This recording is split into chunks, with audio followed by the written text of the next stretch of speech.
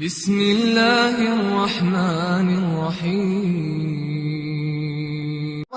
পরবর্তীতে যেগুলো আছে আপনার মুরজিয়াদের পরে জাহামিয়া, মুতাজিলা, আশায়রা, মাতুরিদিয়া, এই সমস্ত দলগুলা মধ্যে এমন এমন আকীদা আছে যারা নিঃসন্দেহে কাফের হয়ে যাবে।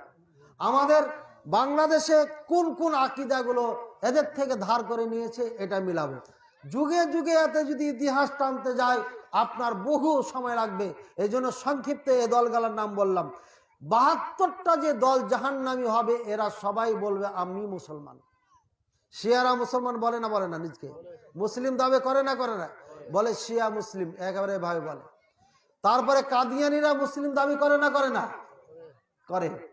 যারা কবরে বারবার সিজদা করে এরা মুসলিম দাবি করে না। দেখেন এবার কিভাবে আপনাকে চেঞ্জ করেছে। দেখেন কবরে আপনাকে কয়টা প্রশ্ন করা হবে? খুবই শর্টে শেষ করতে যাচ্ছি, তাড়াহুড়া করবেন না, নাকি বন্ধ করে দেবো? যদি আপনারা ক্লান্ত হয়ে যান তাহলে আমি বন্ধ করে দেবো, কারণ আমারই সমস্যা হচ্ছে। কারণ এই টাঙ্গাইলে চা নাই, এদেশে চাটা নাই, যার কারণে গলা এই যে কিছুক্ষণ কথা বলতে গলা বসে গেল, কারণ পানিটা ঠান্ডা, বুঝেছেন তো। যা হোক ভাইরা আমার, বক্তব্য চলাকালীন চা খাওয়া যাবে না, আগে খেতে হতো। আর এটার সাথে হালকা গরম দিলে আমার এই গলার সমস্যাটা হতো না। সমস্যা নাই, আল্লাহ রহম করবেন ইনশাআল্লাহ। ভাইরা আমার কি বলছিলাম বলেন তো? অগণিত দল, এই ৭২ দলটা আছে পৃথিবীতে, এদের নাম টাম সব লিস্ট হয়ে আছে, ঠিক আছে। আমি বলবো এই গুমরাহ জাহান্নামী দলদের যে আকীদা ছিল এরা কিভাবে আপনাকে ধ্বংস করেছে। আমি বলেছিলাম কবরে কয়টা প্রশ্ন করা হবে? ৩টা। আপনারা মনোযোগী হন, এ কথাটা কেউ বলতে পারলেন না। যেখান থেকে ছাড়বো ওখান থেকে বলতে হবে, আবারও পরীক্ষা হবে সামনে আপনাদের। কবরে কয়টা প্রশ্ন করা হবে? ১ নম্বর তোমার রব কে ছিল, আল্লাহ সম্পর্কে। ২য় নম্বর রাসূলুল্লাহ সাল্লাল্লাহু আলাইহি ওয়াসাল্লাম সম্পর্কে, নবী সাল্লাল্লাহু আলাইহি ওয়াসাল্লাম সম্পর্কে। ৩য় নম্বর দিন সম্পর্কে, তোমার ধর্ম কি ছিল, ইসলাম। উত্তর কি? ইসলাম। এই ৩টি হচ্ছে ইসলামের মূলনীতি। ৩টার যে কোনো একটাতে যদি আপনার ত্রুটি থাকে আপনি মুসলিম না। এবার এই দলগুলো কি করলো? মুসলমানদেরকে ধ্বংস করতে হবে। কারণ চক্রান্তকারী কেটা? ইহুদিরা ম্যাপ করে, নকশা আঁকায়, আর কিভাবে কোথায় কাকে আঘাত করতে হবে, কিভাবে করতে হবে, তখন এটা আঘাত করে। মুসলমানদের মধ্যে মুলবিদেরকে টার্গেট করে আগে। মুলবি, এই যে ভাড়াটা মুলবিগুলো যারা দুনিয়ার জন্য সামান্য টাকাতে বিক্রি হয়ে যায়, এদেরকে ধার করে আপনাকে ধোকা দেয়। কারণ মুলবি ছাড়া সাধারণ জনগণকে ধোকা দেওয়া যাবে না। এদের যদি নাম বলতে যায় তাহলে হাজার হাজার এই মুলবি আছে, নাম বলা যাবে না। বিষয়ভিত্তিক একটা একটা করে হলে, এক দল নিয়ে কথা বললে ওই দলের লোকগুলোর নাম বলে দেওয়া যায়। ভাইয়ের আমার, এবার প্রথম নম্বর তাদের একটা, এই আল্লাহকে নিয়ে তারা সর্বপ্রথম কাজ করেছে কি? ১ নম্বর, আল্লাহ পাক রব্বুল আলামিন কোথায় থাকেন? আল্লাহ আছেন আরশে আজিমে, এটা আল্লাহ বলেছেন। কয়টা আয়াতে আছে আল্লাহ? এতদিন ৬০টা শুনেছেন, এখন শুনেন ২২টা। এই যে বইয়ের মধ্যে আছে। আলহামদুলিল্লাহ, আলহামদুলিল্লাহ বলবেন না? ২২টা আয়াতে বুঝাচ্ছে আল্লাহ উপরে আছেন। আরো যদি গবেষণা করি তাহলে পরে আরো বের হবে, ঠিক আছে। তো বইটা লম্বা হয়ে যাবে, এর জন্য বেশি গবেষণা করি নাই। একজন মানুষ খাঁটি মুসলিম কিভাবে হবে, এই এতটুকু ইমান আকীদা শর্টে সংক্ষিপ্ত লিখেছি, অল্প সময়ে বারবার পড়তে হবে, একবার পড়ে বুঝবেন না। কারণ তাওহীদের বিষয়টা সব থেকে জটিল বিষয়। এখানে কালিমা দাবি কয়টা? আমি যখন বলতে লাগলাম তো বইটার কথা বলি, কোথায় স্টেশন হারাচ্ছে এটা মনে করে দিবেন। এখানে কালিমার অর্থ কি, কালিমার শর্ত কয়টি, কালিমার দাবি কয়টি, কালিমার রুকুন কয়টি, কি কি কারণে ঈমান ভঙ্গ হয়ে যাবে। আপনার কালিমা নিয়ে আলোচনা করার পরে আল্লাহ নিয়ে আলোচনা করেছি, রাসূল সাল্লাল্লাহু আলাইহি ওয়াসাল্লামকে নিয়ে আলোচনা করেছি, আরকানে ইসলাম, আরকানে ঈমান নিয়ে মোটামুটি একটা আলোচনা হয়েছে। এরপরে লাস্টে গিয়ে শিয়াদের আকীদা শুধু হেডলাইন কিছু উল্লেখ করে দিয়েছি। আর শিয়াদেরকে চ্যালেঞ্জ করেছি আমি, ১ নয় ২ নয়, অনেক বছর আগে ২০১৩ সালে, এবং সেই সময় ১৩ ঘন্টার বক্তব্য দিয়েছিলাম, ১৩টা খুতবা, তার মধ্যে ৭টা নেটে পাওয়া যায়। এই তো এবছর কিছুদিন আগে, ২-৩ মাস আগে বগুড়া থেকে এক মৌলবি আমাকে ফোন দিয়ে বলছে, শিয়া বলছে আপনি শিয়াদেরকে কাফের বলেছেন। আমি বলছি জি বলেছি, শিয়ারা কাফের, যেভাবে বলেছি ওইভাবে তারা কাফের, নিঃসন্দেহে কাফের। তো আমার সাথে আরবিতে কথা বলতে লাগলো, আমিও আরবি বলতে লাগলাম। এই শিয়া বেটা আরবিতে কথা বলে, আজ পর্যন্ত বাংলাদেশি কোন মৌলবি আমার সাথে আরবিতে কথা বলে নাই, কিন্তু এই শিয়ার বাচ্চাকে এভাবে তৈরি করছে শিয়ারা যে সে আরবিতে কথা বলে। আমি তখন বললাম মিনাইনা তাআল্লাম তালগাতাল আরাবিয়া, কোথা থেকে আরবি ভাষা শিখেছো হে জাহেল? তখন বলছে আনা আসকুনু ফিল ইরাক, আমি ইরাকে বসবাস করি। আমালু ফিল ইরাক, ইরাকে আমি চাকরি করি। ট্রেনিং দিচ্ছে তাকে নিয়ে গিয়ে। এই শিয়ারা, এই ইরানিরা, আপনার কামাল উদ্দিন জাফরি হাফিজাহুল্লাহ বেঁচে আছেন, ওনার একটা ভিডিও আমি শুনেছি। এই ইরানিরা কামাল উদ্দিন জাফরি সাহেবকে, দেল্লাহ হোসেন সাইদি সাহেবকে হাফিজাহুমুল্লাহ, এদের জন্য আমি দোয়া করব, এরা বড় আলেম আলহামদুলিল্লাহ।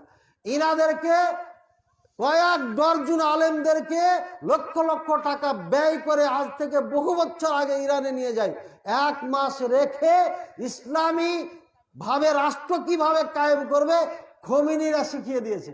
ইরানিরা কি বুঝতে পারলেন? ইসলামী রাষ্ট্র কায়েম করার জন্য আমাদের এই মুরব্বিয়ানে কেরামেরা ইরানে গেছিলেন।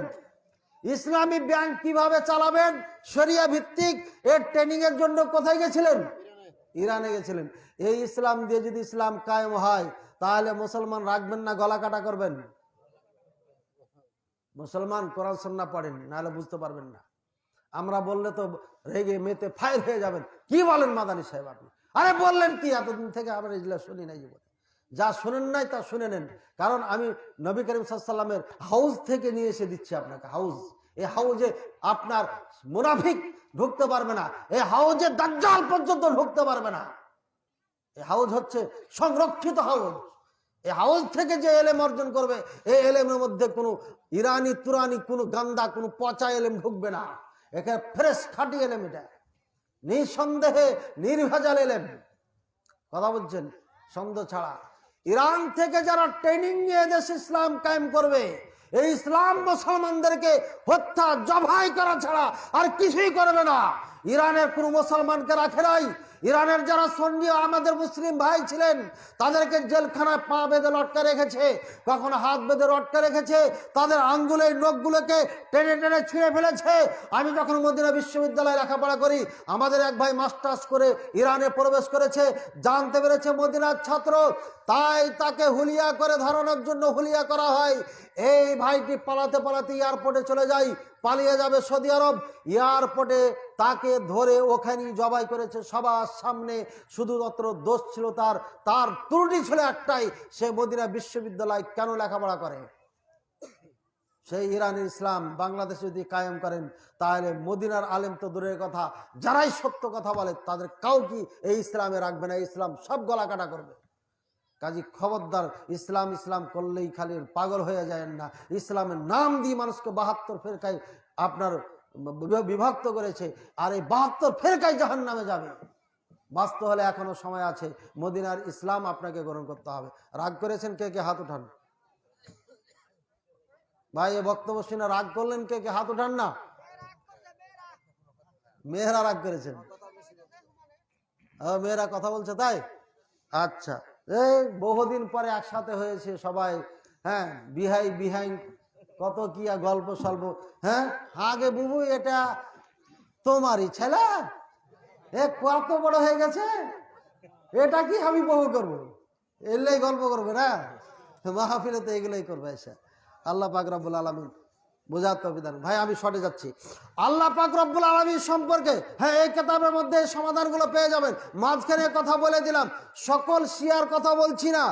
যেই শিয়ারা কোরআন সুন্নাহ জানে না, বুঝে না, অজ্ঞ মূর্খ, হ্যাঁ এমন শিয়াবাদে যারা জেনে শুনে নিজকে শিয়া বলে পরিচয় দেয়, যারা খমিনি বড় বড় পাগড়ি বাঁধে, এই সমস্ত খমিনি মার্কা যাদের মধ্যে এ আকীদা রয়েছে, আয়েশা রাদিয়াল্লাহু তাআলা আনহা অপবিত্রা, যারা আবু বকর ওমরকে কাফের বলে, যারা কোরআনকে অক্ষত মনে করে, নাকি অক্ষত না মনে করে অসম্পূর্ণ, যারা মনে করে আবু বকর ওমর ওসমান এরা খলিফা হতো না, আলী আগে খলিফা হতো, ইত্যাদি ইত্যাদি যে আকীদাগুলো বইয়ের মধ্যে উল্লেখ করেছি, আরো অগণিত আকীদা আমার আলোচনায় আছে। এই সমস্ত আকীদা পোষণ যারা করে এরা অরিজিনাল কাফের, চিরকাল জাহান্নামী, কোনোদিন জান্নাতে যেতে পারবে না। এই শিয়ারা করলো কি, আল্লাহ সম্পর্কে বানালো মান্না গুঞ্জাম দার জমিন ও আসমা ওয়ালাকিন গুঞ্জাম দার কুলুবে মুমিনা। আমার আসমান জমিনে কোথাও জায়গা হয় না রে ভাই। কে বলছেন? আরে না, আল্লাহ বলছেন। ওরা কবিতা বানাইছে। আল্লাহ বলছেন, আমার বান্দারা আসমান জমিনে কোথাও জায়গা হয় না, আমার জায়গা হয় মুমিনের কলবে। বলে নাউজুবিল্লাহ। একটা শের, মাত্র একটা শের, এই একটা ইরানি শের বাংলাদেশের কোটি কোটি মুসলমানদের ইমানকে ধ্বংস করেছে। শুনুন, আজ থেকে এই বক্তব্য শোনার পরে যেই মুসলমান আল্লাহকে মনে করবে আল্লাহ প্রত্যেকটি মুমিনের কলবে আছে, অরিজিনাল কাফের, অরিজিনাল কাফের, অরিজিনাল কাফের। এবার দ্বিতীয়, মৌলবীদেরকে তো পারলো না, এটা তো সাধারণ মানুষকে পারলো। এত সুন্দর একটা কবিতা বললে তো বিশ্বাস করবি সাধারণ মানুষ? হ্যাঁ, এদেশে হুজুররা ফার্সি কবিতা এমনি বলে, ওদেরকে ফার্সিতে ধরেছে, ফার্সি ভূতে ধরেছে ওদেরকে, এই জন্য বারবার ফার্সি বলে। আর আমি ফার্সি কবিতার কেতাবের হাফিজ ছিলাম, কয়েক গুন্ডা কেতাবের হাফিজ ছিলাম, আলহামদুলিল্লাহ। কিন্তু আমি কোনোদিন বলতে চেষ্টা করি না, বুঝানোর জন্য মাঝে মাঝে বলি, ভুলে যাওয়ার চেষ্টা করছি।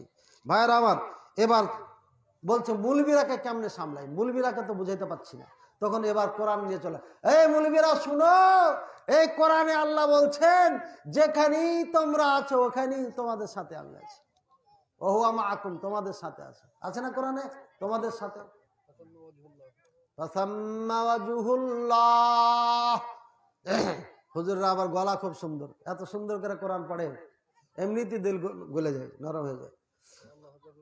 ফাওয়াল্লু ওয়াজহু, কি জানে আয়াতটা? ফাসাম্মা ওয়াজহুল্লাহর আগে কি আছে? আইনামা তুওয়াল্লু ফাসাম্মা ওয়াজহুল্লাহ। যেদিকেই চেহারা করো সেদিকেই আল্লাহর চেহারা আছে, যেদিকেই মুখ করে সালাত পড়ো সমস্যা নাই, আমি আল্লাহর চেহারা আছি, মানে আমি আল্লাহ আছি। এর মানে কি আল্লাহ সব জায়গায় বুঝাইলো? এই আয়াতের অর্থ কি আল্লাহ সব জায়গায় বুঝাইছে? আল্লাহ বলছে তোমাদের সাথে আছি, এর মানে কি আল্লাহ সব জায়গায় বুঝাইছে? হ্যাঁ, এই কোরআন দিয়ে গুমরা করলো। এই মৌলবীরা একবারও তাফসির পড়ে দেখলো না যে এই আয়াতগুলোর অর্থ কি।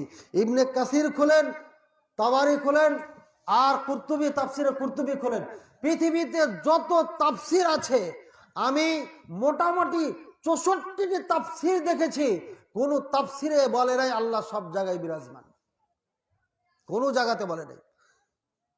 আর রহমান আলাল আরশি ইস্তাওয়া, আল্লাহ আরশে আছেন, আরশের উপরে আছেন। কি বলবেন? আল্লাহ আরশের উপরে আছেন। ওরা বলল ইস্তাওয়া মানে ইস্তিলা। ইরানি শিয়া বলছে, মুসলমান হুজুরদেরকে শিক্ষা দিচ্ছে ইস্তিওয়া মানে ইস্তিলা। কেন? একজন বাদশাহ জোর করে চেয়ার দখল করেছিল, তখন একজন কবিতা, আমি কবিতা মুখস্থ করি নাই, একবার করেছিলাম, ভুলে গেছি বহুত আগে ছাত্র বসে, বলছে বাদশাহ তুমি এত ক্ষমতার মালিক, তুমি একেবারে চেয়ারটাকে দখল করে ফেললা। ইস্তেওয়া ব্যবহার করেছে, তো জবর দখল করে যে চেয়ার নেয়, গদি দখল করে, ওকে ইস্তেওয়া বলে সম্বোধন করেছে। তো ইস্তেওয়া মানে ইস্তিলা, ঠিক আছে, ওখানকার সাথে মিলাই দিল। আর এই মুলগিরা এত মূর্খ, এত মূর্খ, এত মূর্খ যে তাফসিরটা একবার খুলি দেখলেন না। ইস্তেওয়া মানে ইস্তিলা পৃথিবীতে কোনো ডিকশনারি তো নাই, তাফসিরে তো দূরের কথা। একটা কবিতার সাথে ওই ফার্সি কবিতা দিয়ে এক দলকে ধ্বংস করেছে, আর এক ফার্সি আরবি কবিতা ইরাক থেকে তৈরি করে শিয়ারা দিয়ে দিয়েছে আমাদের দেশের মুলবিরাকে, দিয়ে বলছে ইস্তেওয়া মানে ইস্তিলা, দিয়ে বলছে আল্লাহ সব জায়গায় বিরাজমান। আজকের বক্তব্যের পরে ভালো করে শুনুন, যারা আজকের এই বক্তব্য শোনার পরে বলবে আল্লাহ সব জায়গায় বিরাজমান, ওরা অরিজিনাল কাফের, অরিজিনাল কাফের, অরিজিনাল কাফের। কোনো মৌলবীর বাচ্চার ক্ষমতা থাকলে আমার সাথে মোকাবেলা করো, তোমাকে বুঝিয়ে দিচ্ছি তাওহীদ কাকে বলে। সর্বপ্রথম আল্লাহ সম্পর্কে আয়াতের অপব্যাখ্যা করেছে এই আপনার 72 দলের এরা দিয়ে এই মুসলমানদের মুলবিদের ব্রেনকে ওয়াশ করে কোটি কোটি মুসলমানকে ধ্বংস করেছে। আকীদা শেষ, তাওহীদ শেষ করে ফেলেছে আপনার। এবার বলছে আরো কিছু করতে হবে, এত সহজে হুজুরদেরকে ছাড়লে হবে না। তখন বলছে ইয়া ইবলিস মা মানআকা আন তাসজুদা লিমা খালাকতু বিয়াদাইয়া, আমি যাকে 2 হাত দিয়ে তৈরি করলাম, বানালাম, ইবলিস, তাকে সিজদা করতে কে নিষেধ করলো তোমাকে? এবার হাত দিয়ে আল্লাহ কাকে তৈরি করেছেন? আদমকে। এই ব্যাপারে একটা হাদিস আছে আল্লাহ পাক রব্বুল আলামিন 3টে জিনিস নিজ হাত দিয়ে তৈরি করেছেন। 1 নম্বর আদম আলাইহিস সালামকে, 2 নম্বর আসমানকে, 3 নম্বর তাওরাত নিজ হাতে লিখেছেন। বলেন সুবহানাল্লাহ। একটা হাদিসও আছে আল্লাহ পাক রব্বুল আলামিনের হাত আছে, এই কথাটা আমাদের এদেশের অনেক লক্ষ লক্ষ হুজুররা মেনে নিতে পারছে। এই 72 দলের এরা, এই শিয়াদের একটা দল, এরা বলছিল যে হাত মানে হচ্ছে কুদরত। ওই শিয়াদের থেকে ধার করা নেওয়া হুজুরেল্লাহ। এই হুজুরেরা লেখাপড়া করে আকীদা শিখে নাই, ধার করে নিয়েছে, নিয়ে শিখে এই বাংলাদেশের, ভারত, আফগানিস্তানের কোটি কোটি মুসলমানকে বেঈমান বানিয়েছে। বুঝেছেন? ভালো করে বুঝেছেন? আল্লাহ সম্পর্কে যা যা ছিল ওরা সব শেষ করে ফেলেছে। আল্লাহ পাক রব্বুল আলামিন এখন আসমান থেকে জমিনের দিকে নেমে আসে, প্রথম আসমানে নেমে আসে। এটা বুখারীর হাদিস, আমি শর্টে বলে যাচ্ছি। হাদিসটা ওরাও বলে না?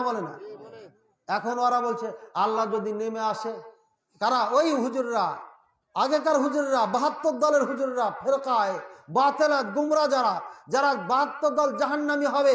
এই যে আমি 16টা 14টা নাম বলেছি, এদের কথা বলছি। এরা ব্যাখ্যা করছে যে আল্লাহ যে উপর থেকে আসে, যদি আল্লাহ উপর থেকে চলে আসে তাহলে তো আরশ কুরসি খালি হয়ে যাবে। বলে নাউজুবিল্লাহ। আচ্ছা, আমাকে এই বুদ্ধি বেরেন খাটানোর জন্য কেউ বলেছে? আল্লাহ বলেছেন? রসুল বলেছেন? যে ব্যাপারে আল্লাহ বলেন নাই, রাসূলুল্লাহ সাল্লাল্লাহু আলাইহি ওয়াসাল্লাম বলেন নাই, সে ব্যাপারে আমার এত যুক্তি বুদ্ধি খাটানোর কি দরকার আছে? উল্টা চোরের মার বড় গলা। উল্টা এই মুলবিরা আমাদেরকে অপবাদ দেয়। এই এই এই এই ফেরকাগুলো, এই জাহান্নামী ফেরকাদের বই পড়ে অপবাদ দেয়, যেভাবে অপবাদ দিয়েছিল তারা। 300 শতাব্দীর আগের কথা বলছি এগুলো। এই 2-4 বছর, 100-200 বছর, 500 বছর আগেকার না। 300 শতাব্দীর আগে, মানে এখন 1400 বছর চলছে, এর মানে 1100 বছর আগেকার কথা বলছি। এই মুলবি, এই ফেরকায়ে বাতেলা জাহান্নামী 72 দলের কথা বলছি। এরা আজ থেকে 1100 বছর আগে জন্ম নিয়েছিল। ওদের থেকে ধার করে নিয়েছে আমাদের দেশের মুলবিরা। তাদের আকীদার সাথে মিলছে কিনা মিলিয়ে দেখেন। কোন মুলবি চ্যালেঞ্জ করলে পারে আমার সাথে চলে আসবে, আমি আর কান ধরে ধরে দেখিয়ে দিব এই আকীদা আমি বানিয়ে বলছি না। 300 শতাব্দীর আগের ওলামায়ে কেরাম লেখে তাদের কুঠার আঘাত দিয়ে এভাবে দাগ খেয়ে রেখে দিয়েছে। সেই বইগুলো এদেশের মুলবিরা না পড়ার কারণে আজকে আমাদেরকে বেঈমান বানাচ্ছে। ভাইয়ের আমার, বিরাট বড় ইতিহাসের সারাংশ আপনাকে বলছি। কোথা থেকে বাংলাদেশে আজকে আমাদের সাথে সংঘর্ষ শুরু হয়েছে। হানাফি মাযহাব অনুযায়ী থাকতো কোনো গন্ডগোল হতো না, কিন্তু হানাফি মাযহাবের থেকে এই বর্তমান যুগে হলো কাদিয়ানি, তারপরে কি হলো দেওয়ানবাগি, তারপরে কবর পূজারি, দেওবন্দি, বেরেলি, মওদুদি। এগুলো হানাফি মাযহাবের না আহলে হাদিস থেকে হয়েছে? একেবারে গোড়ার থেকে নিয়ে আগা পর্যন্ত আহলে হাদিস থেকে দেখাবেন যে এরকম কবর পূজারি, নবুয়ত দাবি করা, এই এই এই বের হয়েছে। একটা দেখাতে পারবেন না, কারণ এদের আকীদা ঠিক। এরা আকীদা ঠিক, যে জন্য 2-1টা বেদাত পাওয়া যায়, কিন্তু শিরক আকবার, কুফরেও বাওয়াহ, স্পষ্ট কুফর, স্পষ্ট শিরক আকবার মানে বড় শিরক যেটা, এগুলো কখনো আহলে হাদিসের মধ্যে পাওয়া যায় না। যে আহলে হাদিসের মধ্যে পাওয়া যাবে বুঝবেন তো ওদের ঘোলা পানি খেয়ে পেয়েছে, আমাদের বক্তব্য দিয়ে পাই নাই। ভাইয়ের আমার, এবার আল্লাহ পাক রব্বুল আলামিনের হাত অপব্যাখ্যা করলো এরা। এরপরে পায়ের অপব্যাখ্যা। জাহান্নাম বলবে হালমিন মাজিদ, আর কিছু আছে?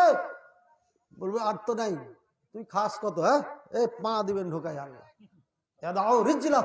একটা হাদিস আমাদের পা ঢোকাই, রিজিল মানে পা। আর একটি হাদিস আছে কাদাম, কাদাম মানেও পা। এই হুজুররা সুযোগ পেয়ে গেল কাদাম শব্দ পেয়ে। কাদাম মানে কাদিম মানে পুরানা, বলে নাউজুবিল্লাহ। ওই যে আল্লাহ পুরানা, কাজী পুরানা ব্যবহার করেছে। আচ্ছা, আল্লাহকে মুলবিদের থেকে আরবি কম জানতো? নাউজুবিল্লাহ। আল্লাহ কদম রিজিল ব্যবহার না করে না রাসূলুল্লাহ সাল্লাল্লাহু আলাইহি ওয়াসাল্লাম, রাসূলুল্লাহ সাল্লাল্লাহু আলাইহি ওয়াসাল্লাম কি এদের থেকে আরবি কম জানতেন? হ্যাঁ, কি মনে করেন?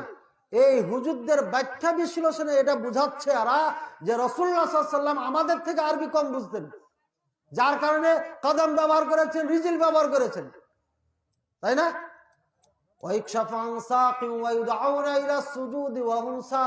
সূরা কলম। আল্লাহ পাক রব্বুল আলামিন জান্নাতীদেরকে দেখানোর জন্য এখানে এটা খুলে ফেলবেন, এটাকে বলে পেন্ডুলি শাক। এর তিনটা তাফসীর আছে, তার মধ্যে এটা একটা। তো এটা খুলে ফেলবেন, এই জায়গাটা ওপেন করবেন, আর মুমিনেরা দেখার পরে এত খুশি হবে, স্ত্রীদের কাছে যাবে, স্ত্রীরা চিনতেই পারবে না কে তুমি গো। হ্যাঁ, বোঝা যাচ্ছে না যে এখনকার সময় আমি যদি সাজা গুজা স্ত্রীর কাছে যাই, আপনি যদি যান বিউটি পার্লার থেকে যদি বের হয়ে যান স্ত্রীর কাছে, বুঝতে পারবে কি ব্যাপারটা কি। দাড়ি টাড়ি সবই ঠিক, নাকটাও মোটা, সবই তো ঠিক আছে, কিন্তু চেহারা তো মিল খাচ্ছে না, রঙে মিল খাচ্ছে না। হ্যাঁ, এই জান্নাতীদের চেহারা দেখে জান্নাতি নারীরা বলবে, হুরেরা, যে ব্যাপারটা কি, ঘটনা কি? তখন বলবে আমরা আল্লাহ দিদারে গেছিলাম, আল্লাহর সঙ্গে দেখা করে আসলাম। আল্লাহকে দেখবেন না? দেখবেন না? এই ৭২ দলের এক দল বলেছে আল্লাহকে দেখা যাবে না। নাউজুবিল্লাহ, কথা বলছেন? খোঁজ নিবেন, বাংলাদেশের দল এখনো আছে। আল্লাহ সম্পর্কে ইমানটাকে একেবারে শেষ করে দিল এই মুসলমানদের। কয়েকটা বলে দিলাম, বাকি গেল আপনারা পরে খুঁজবেন, পাইবেন ইনশাল্লাহ। এরপরে আর একটা আকীদা ছিল এদের, যে জাহামিয়া মুতাজিলা, পরিশুদ্ধ গুমরা দুটা দল, জাহামিয়া মুতাজিলা, ঠিক আছে? এরা কাফের, এরা জাহান্নামে যাবে, কোনো সন্দেহ নাই। ৭২ দলের একটা এরা, সমস্ত উলামায়ে কেরাম একমত। এদের আকীদা ছিল যে আল্লাহ যে মিজান মিজান খাড়ো করবেন, ডানি পাল্লা, ডানি পাল্লা আছে না, এই ডানি পাল্লা নেকি আর বদি, খারাপ ভালো মাপবেন আল্লাহ কিয়ামতের দিন। এরা বলছে ডানি পাল্লা বলে কিচ্ছু নাই, আল্লাহ যে মিজান ব্যবহার করেছেন এটা জাস্ট বুঝানোর জন্য ব্যবহার করেছেন। কারা বলেছিল? এই জাহামিয়া মুতাজিলারা বলেছিল, বহুত বছর, ৩০০ শতাব্দীর আগে, ১১০০ বছর আগেকার কথা। আচ্ছা, এই আকীদার লোকে বাংলাদেশে আছে না নাই? দুই একজন বক্তার নাম বলেন তো, এই বক্তব্য দিয়েছে। আপনি একাই? আমির হামজা, টাটকা তাজা বক্তব্য দিয়েছে। এই জাহেল মূর্খ সম্পর্কে আমি আগে বলেছিলাম, ও বলেছে সহিহ হাদিস মানা যাবে না। যদি ও এটা বলেই থাকে তাহলে ও কাফের হয়ে গেছে।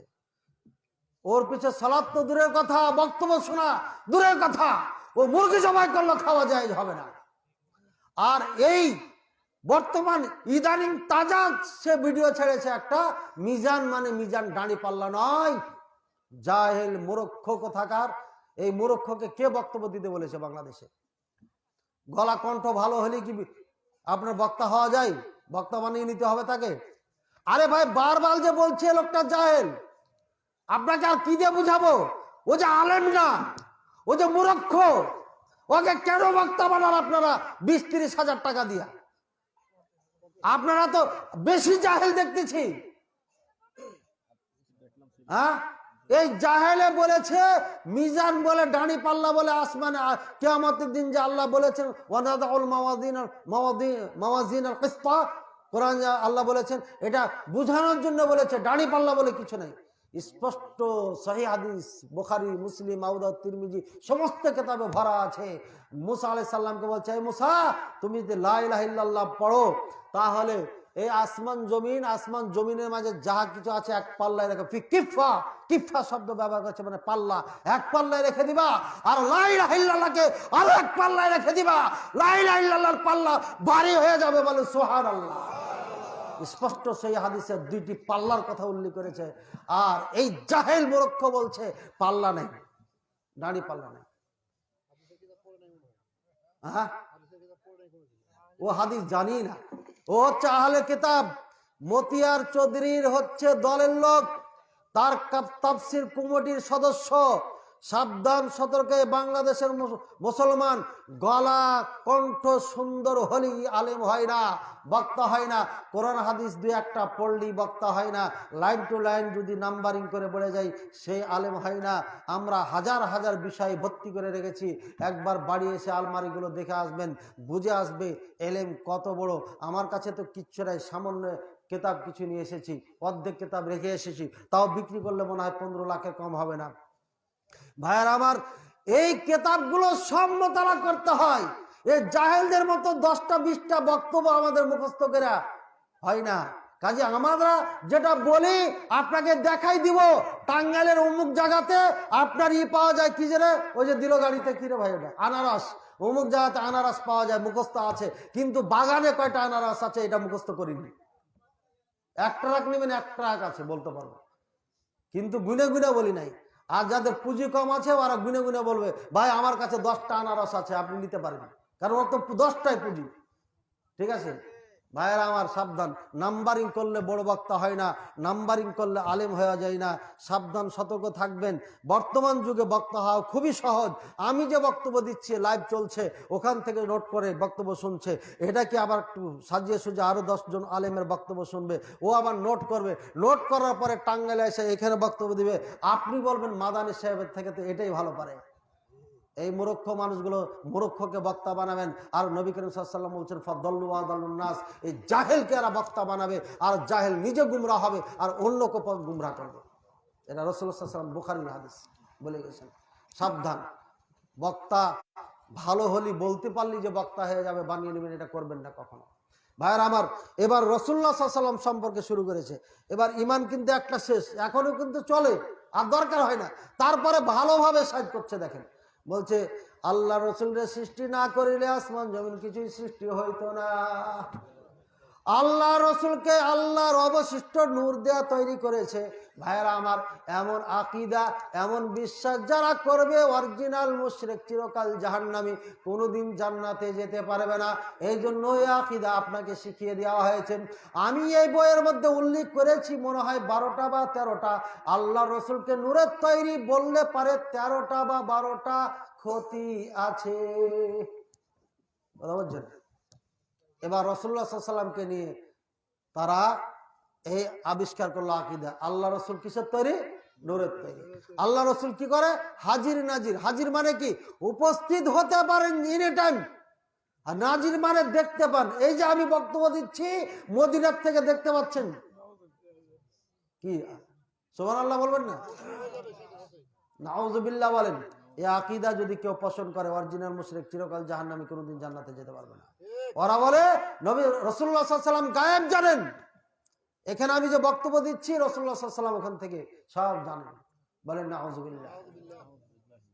কথা বলছেন? আরে হুজুররা বলতে বলতে বলতে বলছেন আমার বাবার বাবা, বাবার বাবা হুজুর রওজায় যায় সালাম দিলেন, ইয়া নানা আসসালামু আলাইকুম। আর নানা হাত বের করে বললেন ওয়ালাইকুম আসসালাম। জাহেলের বাচ্চা, জাহেল কোথাকার। রাসূলুল্লাহ সাল্লাল্লাহু আলাইহি ওয়াসাল্লাম সালাম দেওয়ার জন্য হাত বের করলো, তোমার দাদা হুজুরই খালি বড় হুজুর ছিল, আল্লাহর ওলি ছিল। মক্কা মদিনাতে কোনো আল্লাহর ওলি জন্ম নেয় না। হারামখোর কোথাকার, ধোকা দিয়ে তুমি টাকা কামিয়ে হারাম হারাম খেয়ে বেড়াচ্ছ, আর তুমি অলি অলি করে চিৎকার করো, বেয়াদব কোথাকার। কথায় কথায় মিথ্যা কথা বলো, কোরআন হাদিস তো বুঝি না, জাল জয়ীব যা আছে সব তুমি দলিল বানিয়ে দাও, আর তুমি বলছো আল্লাহর ওলি। মিথ্যা কথা বলো, আর তুমি বলছো আল্লাহর ওলি। রাসূলুল্লাহ সাল্লাল্লাহু আলাইহি ওয়াসাল্লামের এই মদিনার মক্কাতে এমন আল্লাহর ওলি আছে, আল্লাহু আকবার। ওরা জীবনে কোনো নারীর চেহারাই দেখেনি, বেগানা নারী। ওরা জীবনে কোনোদিন কাউকে একটা মিথ্যা কথা বলেনি। এমন হাজার হাজার ওলি আছে ওখানে, আল্লাহ ওলি রয়েছে।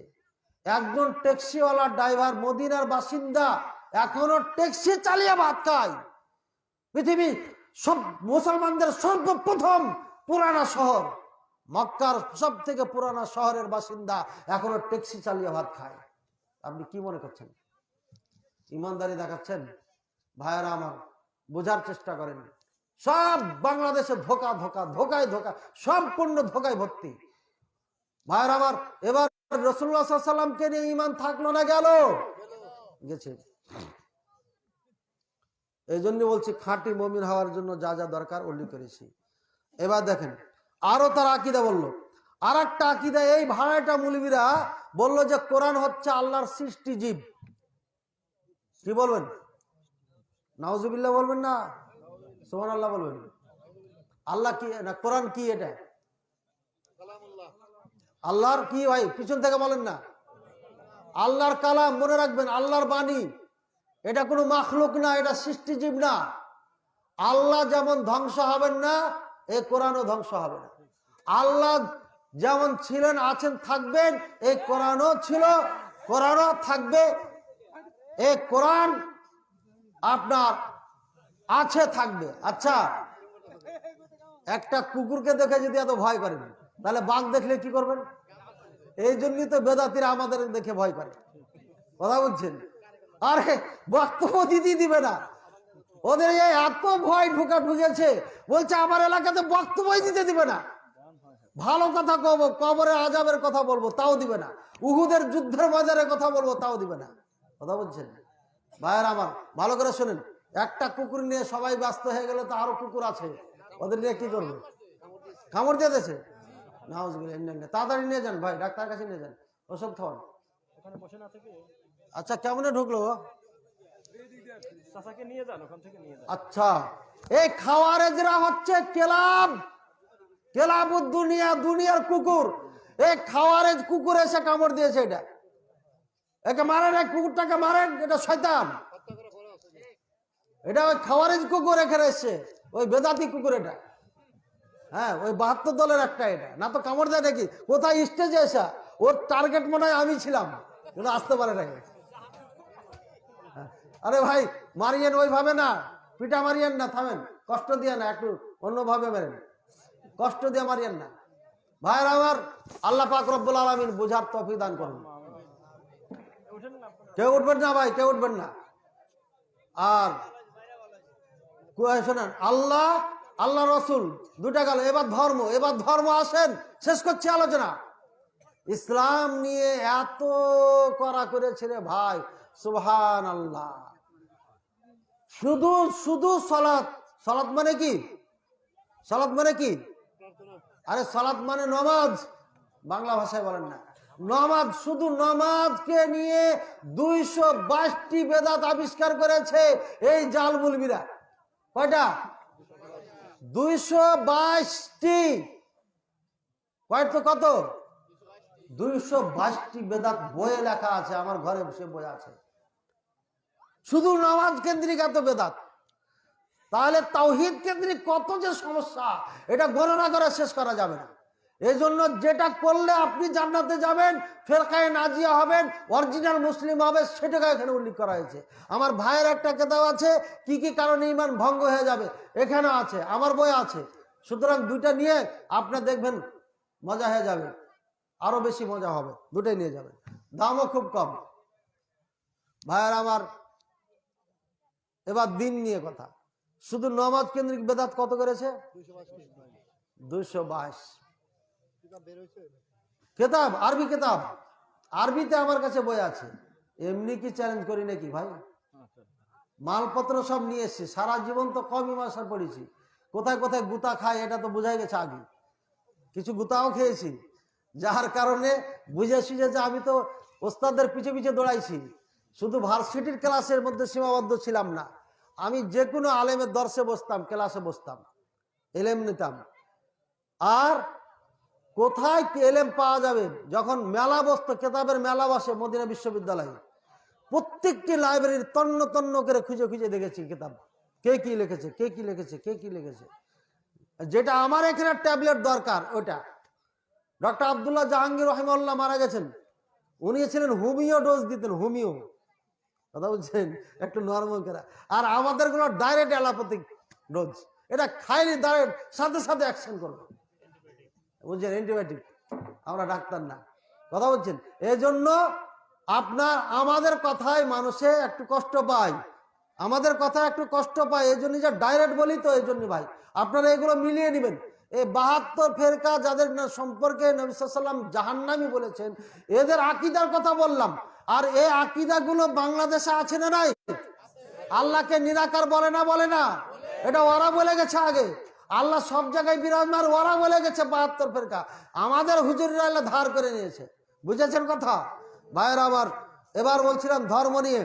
ইসলাম শুধু নমাজকে নিয়ে আপনার এক নাই দুই নাই 222টি বেদাত করেছে। আমাদের দেশের সালাতকে মসজিদ কেন্দ্রিক গবেষণা আমি করতে যাই, দেখলাম এক নাই দুই নাই এই বাংলাদেশের সালাত, বাংলাদেশের নমাজ এবং মক্কা মদিনার নামাজ, বাংলাদেশের নামাজ আর মসজিদ, বাংলাদেশের নামাজ আর মসজিদ কেন্দ্রিক এক নয় দুই নয় 75টি পার্থক্য, 76টি 75টা। এর আগে 72টি বলেছিলাম, গোটা ভিডিও চলে গেছে। হ্যাঁ, এখন যে দেখতেছি 76টি খাতায় লেখা আছে। কয়টি? 76, 76।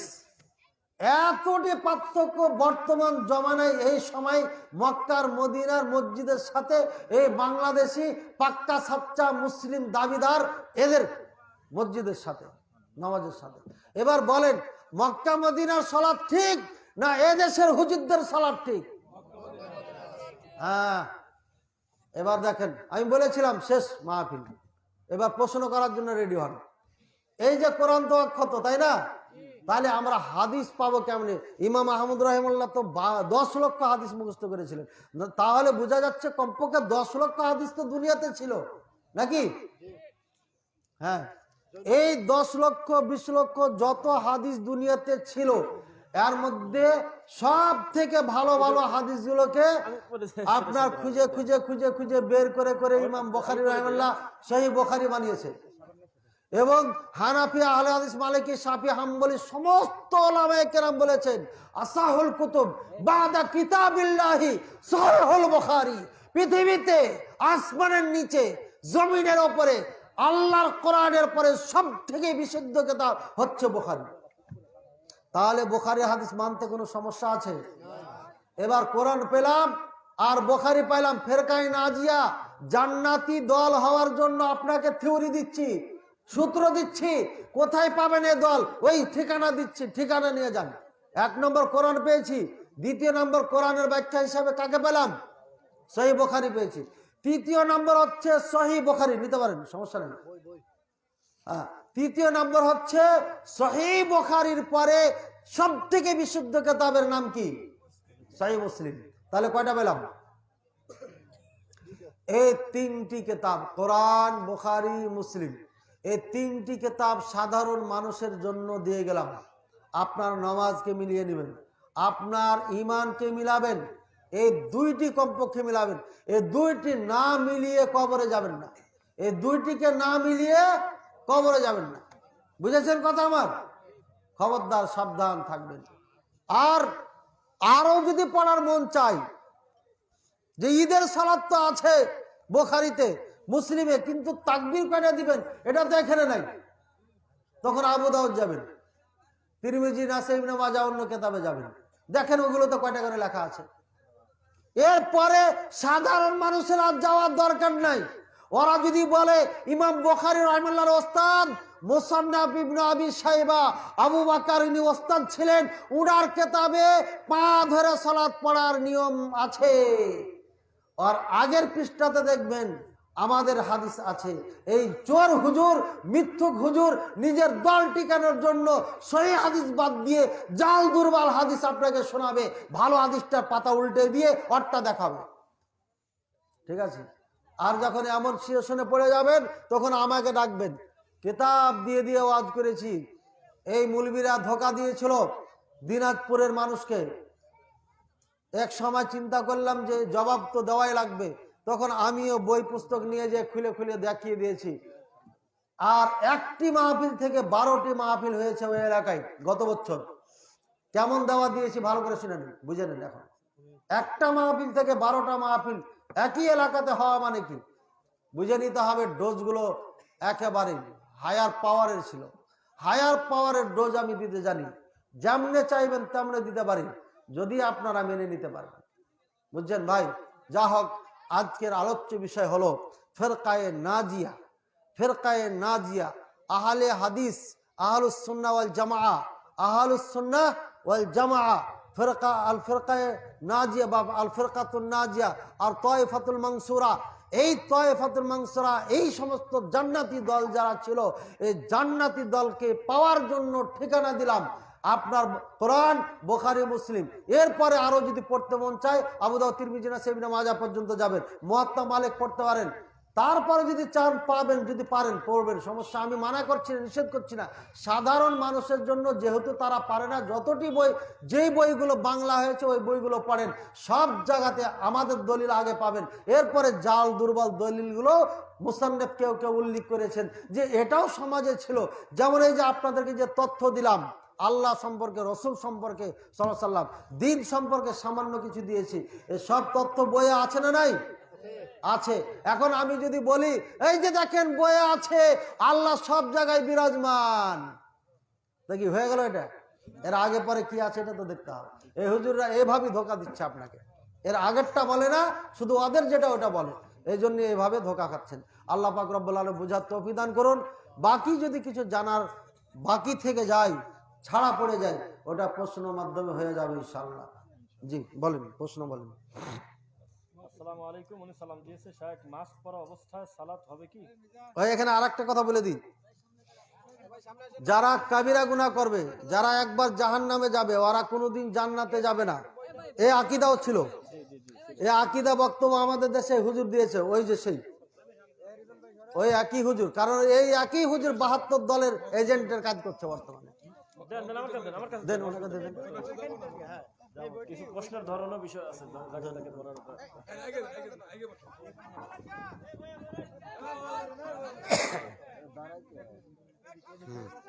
হ্যাঁ ভাই, কি প্রশ্ন করলেন যে?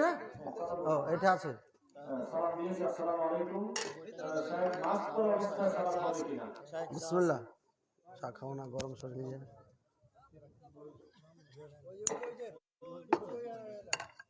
ভাই খুবই তাড়াতাড়ি শেষ করব। মাস্ক পরা পরে সালাত হবে কি হবে না? প্রথমে যখন করোনা ভাইরাস, এই আল্লাহর সৈনিকের আগমন ঘটে, তখন তো আমি একটা বক্তব্য দিয়েছিলাম, আহলান সাহলান, ওয়েলকাম করোনা ভাইরাস, ওয়েলকাম। মা বোনদেরকে পর্দা করাইছো, জালেমদেরকে ঘরে ঢুকাইছো, হ্যাঁ, পয়লা বৈশাখ মানার থেকে ভিতরে করেছো, ইত্যাদি ইত্যাদি, মেলা কিছু করাইনি, তাই না? আর অনেক আপনার এই যে নায়ক নায়িকারা দেখছি ফেসবুকে ঘুরে বেড়াচ্ছে, পর্দা সর্দা করে আমাদের সামনে এসছে। এতদিন ওরা আসে নাই, পর্দা করার পরে আমরা দেখছি যে হ্যাঁ, আমেরিকার এক ফেমাস নায়িকা, সেরও পরিবর্তন হয়েছে। এই করোনা ভাইরাস সৈনিক আল্লাহ পাঠিয়েছেন, এখনো আছে, এখনো আল্লাহ প্রস্তুত রয়েছে, স্টকে আছে। বেশি বাড়াবাড়ি করলে কিন্তু আবার ছাড়বেন আল্লাহ। আবারও যদি আগের মতো আল্লাহ ছেড়ে দেন করোনা ভাইরাস, সমস্ত বিশেষজ্ঞরা যদি বলে এটা করোনা ভাইরাস অ্যাকশন করতে পারে, আক্রমণ করতে পারে, একজন থেকে আরেকজনের কাছে যেতে পারে, হ্যাঁ, তাহলে পারে মাস্ক পরে সালাত পড়া জায়েজ, কোনো সমস্যা নাই, কোনো দ্বিধাদ্বন্দ্ব নাই, কোনো মতনৈক্য নাই। সমস্ত ওয়ার্ল্ডের ওলামায়ে কেরাম এই ফতোয়া দিয়েছেন। দুই একজনের বিপক্ষে বললে পারে ওটা ধরার মতো না। রাজতন্ত্র হারাম না, রাজতন্ত্রই দরকার। বলে মাথা নষ্ট হয়ে গেল, এবার মাথা নষ্ট হয়ে গেল না। রাজতন্ত্র যদি সব থেকে খারাপ হয়, তাহলে ও কি করবে জানেন? ওর বিপক্ষে যে যাবে ওর গলা কেটে দিবে। রাজতন্ত্র যদি সব থেকে খারাপ হয়, জলেম হয়, হাজ্জাজ বিন ইউসুফের কথা শুনেছেন, জলেম রাজতন্ত্র ছিল, ওর বিপক্ষে বললে কাটতো। এক মুলবিকে বলতেছে হাজ্জাজ বিন ইউসুফ সম্পর্কে তোমার মতামত কি? তখন ওই বলছে কবিতা আকারে আমার মতামত, ওর একটা লোক কেটে ফেলছে।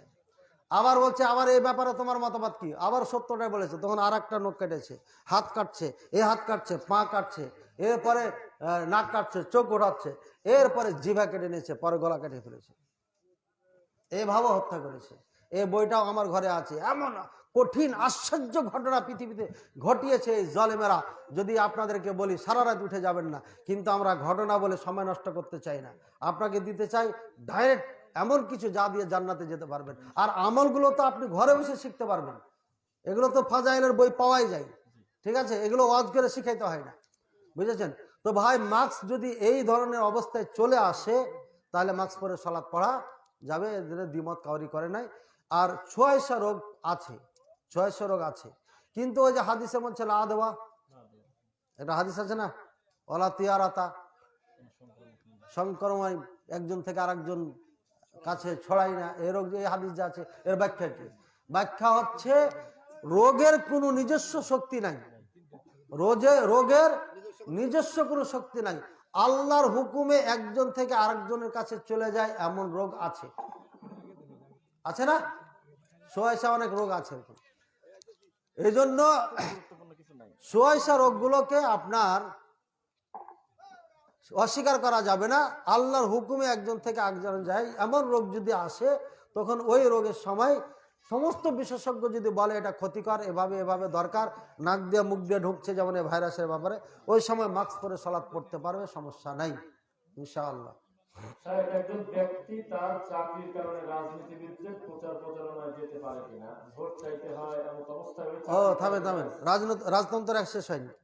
রাজতন্ত্র কার জন্য ভয়ঙ্কর? যে তার বিপক্ষে যাবে, বুঝছেন?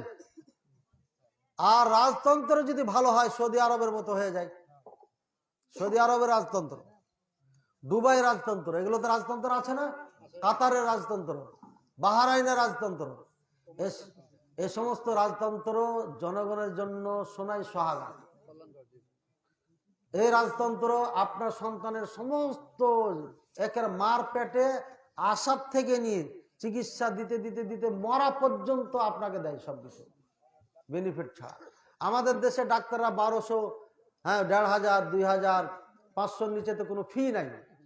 এমন ডাকাইতি সৌদি আরবে মাটিতে নেই, 8 বছরে দেখে আসলাম। প্রাইভেট কোনো প্রতিষ্ঠান থাকবে না, যদি থাকে তার ফি নির্ধারণ করা আছে, এর বেশি যদি নেয় ওর প্রতিষ্ঠানই হাওয়া হয়ে যাবে, প্রতিষ্ঠানই চলবে না। আর বাংলাদেশে একটা গরিব মানুষ 1200 টাকা ফি দিবে, আর ওষুধ কিনবে কি দেয়া? ওষুধ ক্রয় করবে। তারপরে রিপোর্ট, এই রিপোর্ট আসছে ওই 100 কিলোমিটার দূর থেকে। আজকে থাকেন, আজকে রিপোর্ট দেওয়া যাবে না, সন্ধ্যা 5টাতে রিপোর্ট পাবেন। ওই লোকটা কোথায় থাকবে? হোটেল ছাড়া উপায় আছে? কেউ না থাকলে। এই হলো বাংলাদেশের অবস্থা, আল্লাহ জানে। তো আমরা যে গণতন্ত্রকে চিল্লিয়ে ফানা উঠাই দিচ্ছি, আমরা পাচ্ছি কি রে? সততা কোন জায়গাখানে আছে? আমার ড্রাইভিং লাইসেন্সটা 1.5 বছর হয়ে গেল মনে হয়, এখনো পাই নাই। কত আর ঘোরাবেন আমাকে? দালাল ছাড়া গাড়ির কাগজ করাই যায় না, দালাল ছাড়া কোনো কিছুই হয় না, পাসপোর্ট পর্যন্ত হয় না, ভিসাটাও হয় না। কিসের আপনারা এত বলি উড়াচ্ছেন? সৌদি আরবের রাজতন্ত্র, দুবাই রাজতন্ত্র, রাজারা বাড়িতে যায় যে মানুষের খোঁজ নেয়। এখনো আপনাদের দেখায়, মাঝে মাঝে ছবি দেখতে পান না? আমাদের দেশে গণতন্ত্র থেকেও নাই। ফরিদপুরের মসজিদ শেষ করে দিল, ভেঙে ফেললো। আর এই জলেমদেরকে গ্রেপ্তার করলে পারে আমরা দেখাই ছাড়বো। নেতারা বলতেছে, নেতারা নিজেরা বলতেছে একটা মৌলবীকে যেন গ্রেপ্তার না করা হয়, গ্রেপ্তার করলে খবর আছে। বা এইভাবে স্টেজ সাজিয়ে বক্তব্য দিচ্ছে। তাহলে এই দেশে বাঙালির মুখে ভাষা মানায় না যে রাজতন্ত্র খারাপ, এই বাঙালির জন্য মানায় না এটা।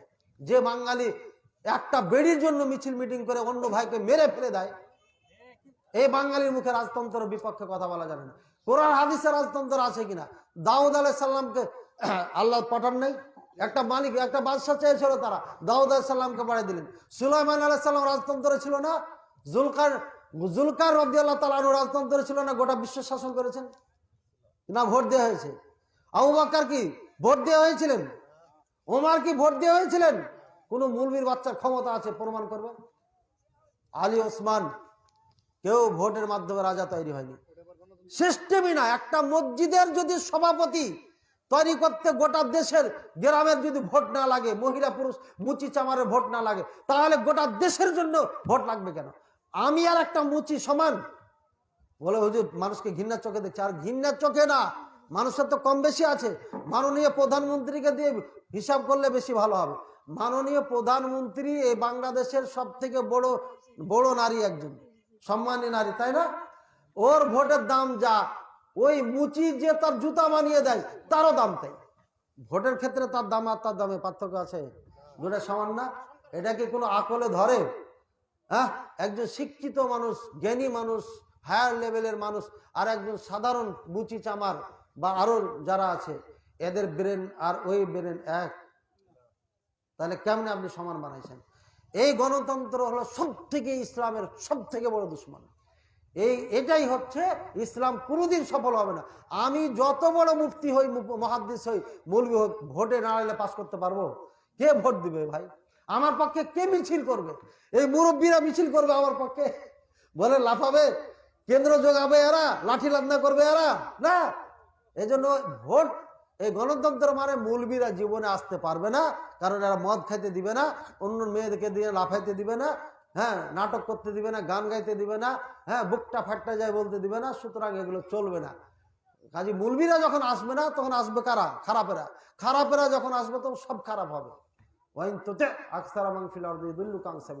অধিকাংশ মানুষের আনুগত্য করলে আপনাকে শেষ করে দিবে, গুমরা করে দিবে।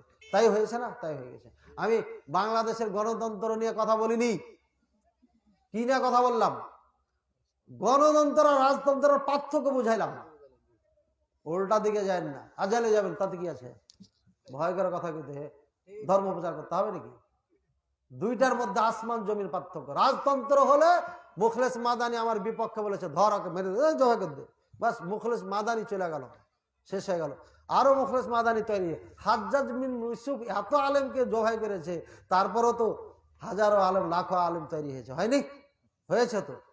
ইমাম আহমদ রাহিমাল্লাহকে কত মার মারলো, সব ইমামকে মেরেছে, কিন্তু কি শেষ করে দিয়েছে? শেষ করতে পারেনি। শেষ হবে না, কিছু কষ্ট হবে। যাও ভাই, কি বলছিলাম? রাজতন্ত্র আর গণতন্ত্রের মধ্যে ইসলামে যেগুলো ছিল সব রাজতন্ত্র ছিল। ওই রাজতন্ত্রকে ওয়াজ করে, নসিহত করে ভালো করতে হবে, তাহলে পরে শান্তিতে বসবাস করবেন। সৌদি আরবের আলেম ওলামা সবসময় ওয়াজ করে। সৌদি আরব পার্লামেন্ট সবসময় আলেমদেরকে নিয়ে পরামর্শ করে। গ্র্যান্ড মুফতি, আর গ্র্যান্ড মুফতি এই দুইটি পয়সা দিয়ে বিক্রি হওয়া মুফতি না, ওর কল্লা চলে যাবে, কোরআন সুন্নাহর বাইরে ফতোয়া দিবে না। নারীরা জিদ্দাতেই মিছিল বের করেছে, ড্রাইভিং লাইসেন্স দিতে হবে, নারীদেরকে স্বাধীনতা দিতে হবে, মিছিল। তখন গ্র্যান্ড মুফতির কাছে ফোন লাগাইছেন, জরুরি ভিত্তিতে ফতোয়া দিতে হবে, এই মহিলারা আন্দোলন করছে, রাজপথে নেমে গেছে, কি করা যায়? তখন গ্র্যান্ড মুফতি বলছেন, মাইকিং করে দেন, চিঠি লেখেন, যারা এই রাজার বিপক্ষে দাঁড়িয়েছে রাজপথে, এরা বাগী, আর বাগীকে হত্যা করা ইসলামে জায়েজ আছে। যদি এরা বাগাওয়াত করে, সরকারের বিপক্ষে আন্দোলন করে, তাহলে পরে আমরা গুলি করতে বাধ্য হবে, বাগী হিসাবে তাদেরকে হত্যা করা হবে। মানে দেশে বিশৃঙ্খল আগামী বিশৃঙ্খল করছে না? তোমরা ড্রাইভিং লাইসেন্স চাইবা, আন্দোলন করবা, তো চিঠি দাও, স্মারকলিপি দাও, আবদার করো, জানাও, পথে নামবে কে? তুমি কিসের নারী, পথে নামাবে? মানে তো এই ফতোয়া যখন দেয়, তখন গ্র্যান্ড মুফতির ফতোয়া শোনাই দিয়েছে। গ্র্যান্ড মুফতির ফতোয়া, যারা এই রাজপথে দাঁড়িয়ে রাজার বিপক্ষে বলছো, তারা ইসলামের বিপক্ষে বলছো, নারীদেরকে এই অধিকার দেওয়া হয় নাই, সুতরাং তোমরা ঘরে চলে যাও, তোমাদের চাওয়া পাওয়া যা আছে তোমরা শরিয়া ভিত্তি আমাদের কাছে চাও। যদি না যাও তাহলে আমরা বাগী মনে করব, আর বাগীদেরকে হত্যা করা অনুমতি ইসলামে আছে। সুতরাং গেলে গেলে, না গেলেও খবর আছে, সব চলে গেছে। গ্র্যান্ড মুফতি ফতোয়া না দিলে কখনো শরিয়াতের ক্ষেত্রে ওরা হস্তক্ষেপ করে না, এটা সাবধান। আর আমি যেহেতু চারটা জজের নাকি কোর্টের অনুবাদক, কোরআন সুন্নাহর বাইরে কোনো ফয়সালাই করে না, তারা আজও করে না, আলহামদুলিল্লাহ। জি, যে শর্টে বলে দেন, আমি শর্টে বলে দিই। জি জি, নিশ্চিত যদি হন যে এটা আমার ছেলে এবং মেয়ে পক্ষ, পিতা দুটা নিশ্চিত হলে বিয়ে দেওয়া যাবে, কোনো সমস্যা নেই। যাবে, সামান্য সিনা থাকলে সমস্যা নেই। যদি সামান্য মানে বুঝছেন, এই যে একটু সামান্য,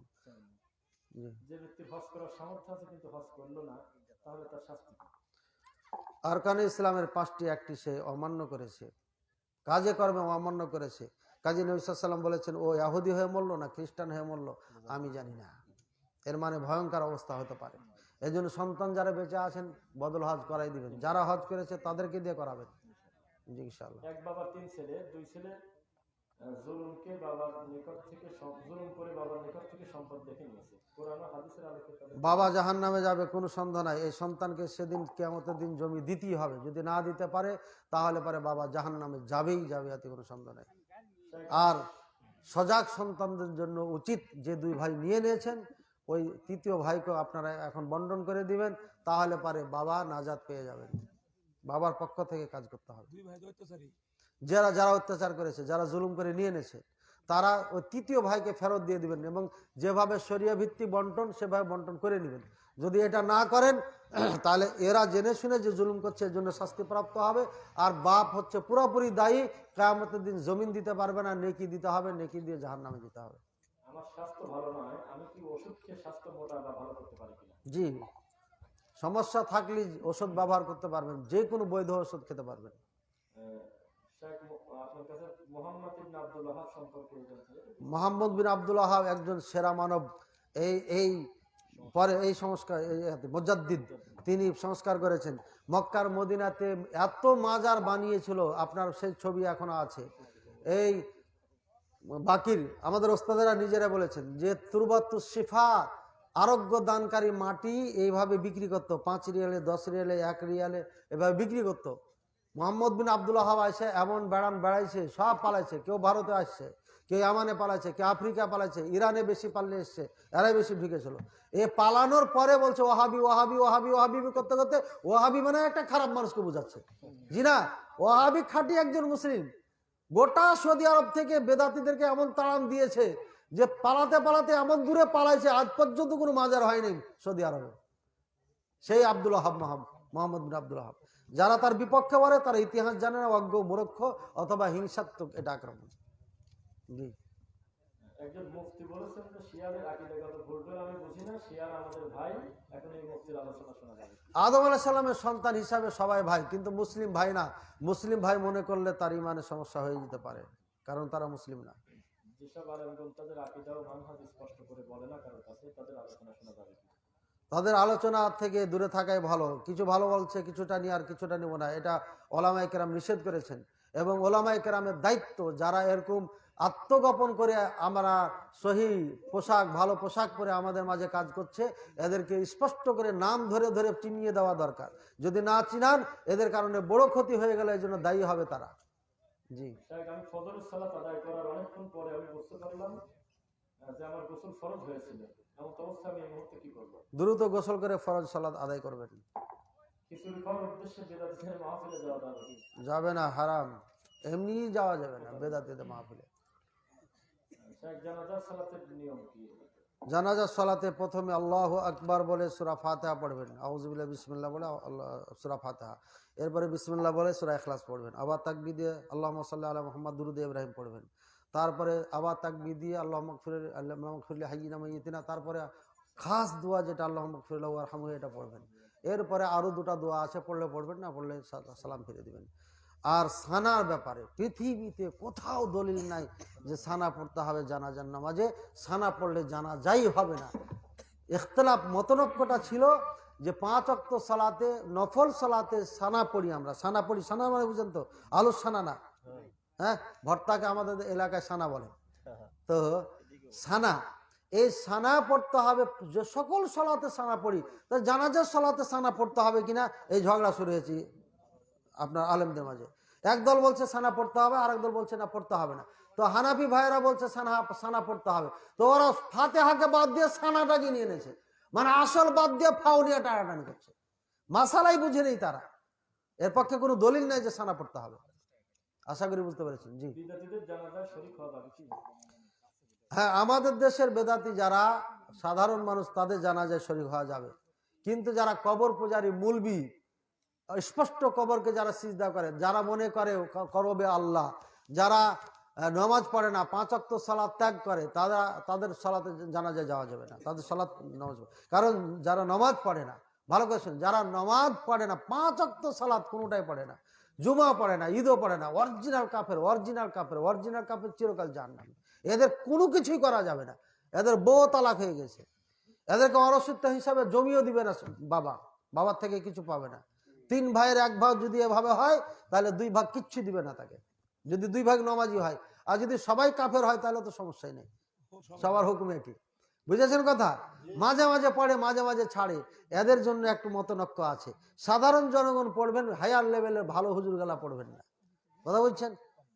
বুঝেছেন তো? এবার মিথ্যা বলে পিতামাতার কাছ থেকে টাকা নেওয়ার শাস্তি।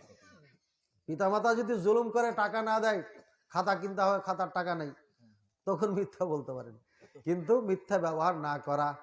বাপ মার থেকে জোর করে নেওয়া যায়, যায় না? নেওয়া যায় না? এত কঠোর মা বাপ তো আমার মনে হয় নাই যে মার থেকে চাইলে পারে দিবে না। বাপ থেকে, বাপের পা ধরে নেবেন, দিবে, অবশ্যই দিবে। পারবেন না? বাপ যখন দিতে চাইবে না, পা ধরে নেবেন, হ্যাঁ বাবা দিতেই হবে, নাহলে যাবেন কোথায়? জমিতে যেতে দিবেন না, আপনি দিবে। জি। আমি কি আমার ভাবিকে আমার বাড়িতে আসতে নিষেধ করতে পারবো? সে পর্দা মেনে চলে না এবং আমার সাথে ঝগড়া করে।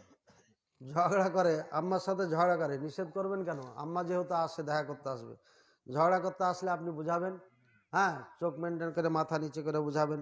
যদি আপনি দেখেন যে ভাবি খুবই সুন্দরী, মানতে পারছি না, পালিয়ে যাবেন বাড়ি থেকে, ঠিক আছে? পরে কাউকে দিয়ে বোঝাবেন, ওর স্বামীকে বলবেন, আপনার ভাইকে বলবেন, ঠিক আছে? তো তার অধিকার আছে শাশুড়িকে দেখতে আসবে, আপনার স্ত্রীর কাছে দেখা করতে আসবে, আত্মীয় না, দেখা করতে হবে। কিন্তু আপনাকে সেবে চলতে হবে, ভাবিকে পর্দা করার জন্য বলতে হবে। একান্ত যদি তার দ্বারা ক্ষতিগ্রস্ত হন আপনি, তাহলে পরে আসতে নিষেধ করবেন, তখন সমস্যা নেই। কিসের জন্য নিষেধ করবেন? আল্লাহর জন্য। মহাব্বত আল্লাহর জন্য হবে, আর দুশ্মনীও আল্লাহর জন্য হবে। এই কথা, এই সূত্রটা মনে রেখে কাজ করলে সমস্যা হবে না। ছোট বাচ্চাদেরকে কার্টুন দেখানো যাবে কিনা? কার্টুন না দেখানোই ভালো। কার্টুন হচ্ছে একটা মহামারী। মোটু পাতলু দেখালে তো ইমানই শেষ হয়ে যাবে। ওরা বিভিন্ন মোটু পাতলু দিয়ে ইমান শেষ করেছে। বিভিন্ন কার্টুন মূর্তি দেখায়, বিভিন্ন কার্টুন আপনার এই বস্তুবাদের উপর বিশ্বাসী। এই কার্টুনগুলোর থেকে মানুষ ব্রেনে ঢুকে যায় বাচ্চাদের। একে যদি ইসলামী শিক্ষা না দেন তাহলে শেষ। ওই যে জৈনক বক্তা ওয়াজ করছিল, আর করতে করতে একজন বলে জয় বাংলা, ওর মনে হয় 12-13 বছর বয়স হবে ছেলেটা, জয় বাংলা ধ্বনি দিচ্ছে সে মাহফিলে। এর মানে কি, জয় বাংলা বলতে বলতে ওর মাথার মধ্যে মগজে সব ঢুকে গেছে। এখন ও যতদিন হুঁশ বুদ্ধি ভালো মতো না হয়েছে, ততদিন ব্রেক ধরতে পারবে না, ও যেখানে সেখানেই বলবে, ঠিক আছে? একটা মিথ্যা অপবাদ দিয়েছে আমাদের উপরে আর কি। সকল দলের লোক মূর্তির বিরুদ্ধে প্রতিবাদ জানালো, কিন্তু আহলে হাদিসের লোক বললো না। এটা তো হাস্যকর। এটা মিথ্যা কথা। আমাদের সারা জীবনের বক্তব্য তো মূর্তির বিপক্ষে, সারা জীবনের বক্তব্য মিথ্যাবাদীর পক্ষে। ওরা সারা জীবন মূর্তির বিপক্ষে বক্তব্য দেয় নাই, তাই নতুন করে দিচ্ছে, কথা বলছেন? এবং এই ভাস্কর্য যখনই তৈরি করে তার আগে আমরা সাথে সাথে বক্তব্য দিয়েছি, নেটে আছে আমার, হ্যাঁ নেটে দিয়েছে। আমি ওই গান্ধীর কথা বলেছি, ওর মাথায় বৈশা পাখিতে হাঁকতে হাঁকতে হাঁকতে অবস্থাই খারাপ করে দিয়েছে। তো আপনার বাবাকে এইভাবে বানিয়ে রেখে দিবেন, পাখিতে হাঁকতে হাঁকতে অবস্থাই খারাপ করে দেবে। তো যাকে পাখি বুঝে না, পাখি চিনে না, ওকে কেনা বানাইবেন? ওকে দিয়ে তো কিছু শিখার মতো নাই। মূর্তি দিয়ে কিছু শিখার আছে? কিছু নাই। জি। জৈনক মুফতি ঐক্যের নামে হানাফি, রাফেজি, খারেজি, শিয়া, চরমনায়, আটরশি সবার সাথে ঐক্য হবে। মুসলিম বলে পরিচয় দিতে হবে, আহলুল হাদিস পরিচয় দেওয়া যাবে না। সকলে মুসলিম সাথে ঐক্য। আপনার বাড়ি কোথায়? এখানে পার্শ্ববর্তী নাম বলেন। শহীদুল ইসলাম। আরে বা আপনার নাম না, আপনার ঠিকানার নাম বলেন, জায়গা। আপনি সৌদি আরবে গেছেন, আপনাকে যদি বলা হয় আপনার পরিচয়, তখন কি কি বলবেন বলেন তো? আমেরিকা গেছে না, আরো বাড়ি বিরোধী, আপনাকে জিজ্ঞাসা করছে আপনার পরিচয় কি, কি বলবেন? মান আনতা, শহীদুল ইসলাম, বা হু আর ইউ, নাকি? আমরা ইংলিশ তো জানি না ভাই, হ্যাঁ? তখন আপনি বলবেন আমার নাম শহীদুল ইসলাম। তারপরে কি পরিচয় দিবেন না? আপনি ফুল পরিচয় দেন। মুসলিম। তারপরে আহলুল হাদিস। এই লোকটা তো বুঝে না কিছু রে ভাই। আমেরিকাতে যা বলবেন আমি শহীদুল ইসলাম মুসলিম, কি বলবেন? হ্যাঁ, এই প্রথমে বলবেন আমার নাম শহীদুল ইসলাম, আমার বাড়ি হচ্ছে বাংলাদেশ। এবার ওই আমেরিকান যদি বাংলাদেশ ঘোরা মানুষ হয়, তখন বলবে কোন ডিস্ট্রিক্ট, বলবে না? তখন বলবেন ময়মনসিংহ। তারপরে যদি ময়মনসিংহে থাকা মানুষ হয়, তখন কি বলবে আপনাকে? তারপরে বলবে না? তখন মুক্তাগাছা থানা। এই থানা যদি থাকে তখন বলবে কোন ইউনিয়ন। একটা পর একটা প্রশ্ন আসবে কি আসবে না? এটা পরিচয়। এখন আপনি যখন বলবেন মুসলিম, তখন প্রশ্ন চলে আসে কোন মুসলিম?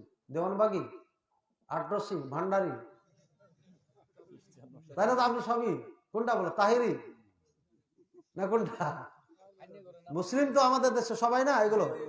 দেওয়ানবাগি, কাদিয়ানি, শিয়া, আপনার আটরশি, তারপরে 12 রশি, 13 রশি, কবর পূজারি, সবই তো মুসলিম। তো আপনি কোন মুসলিম?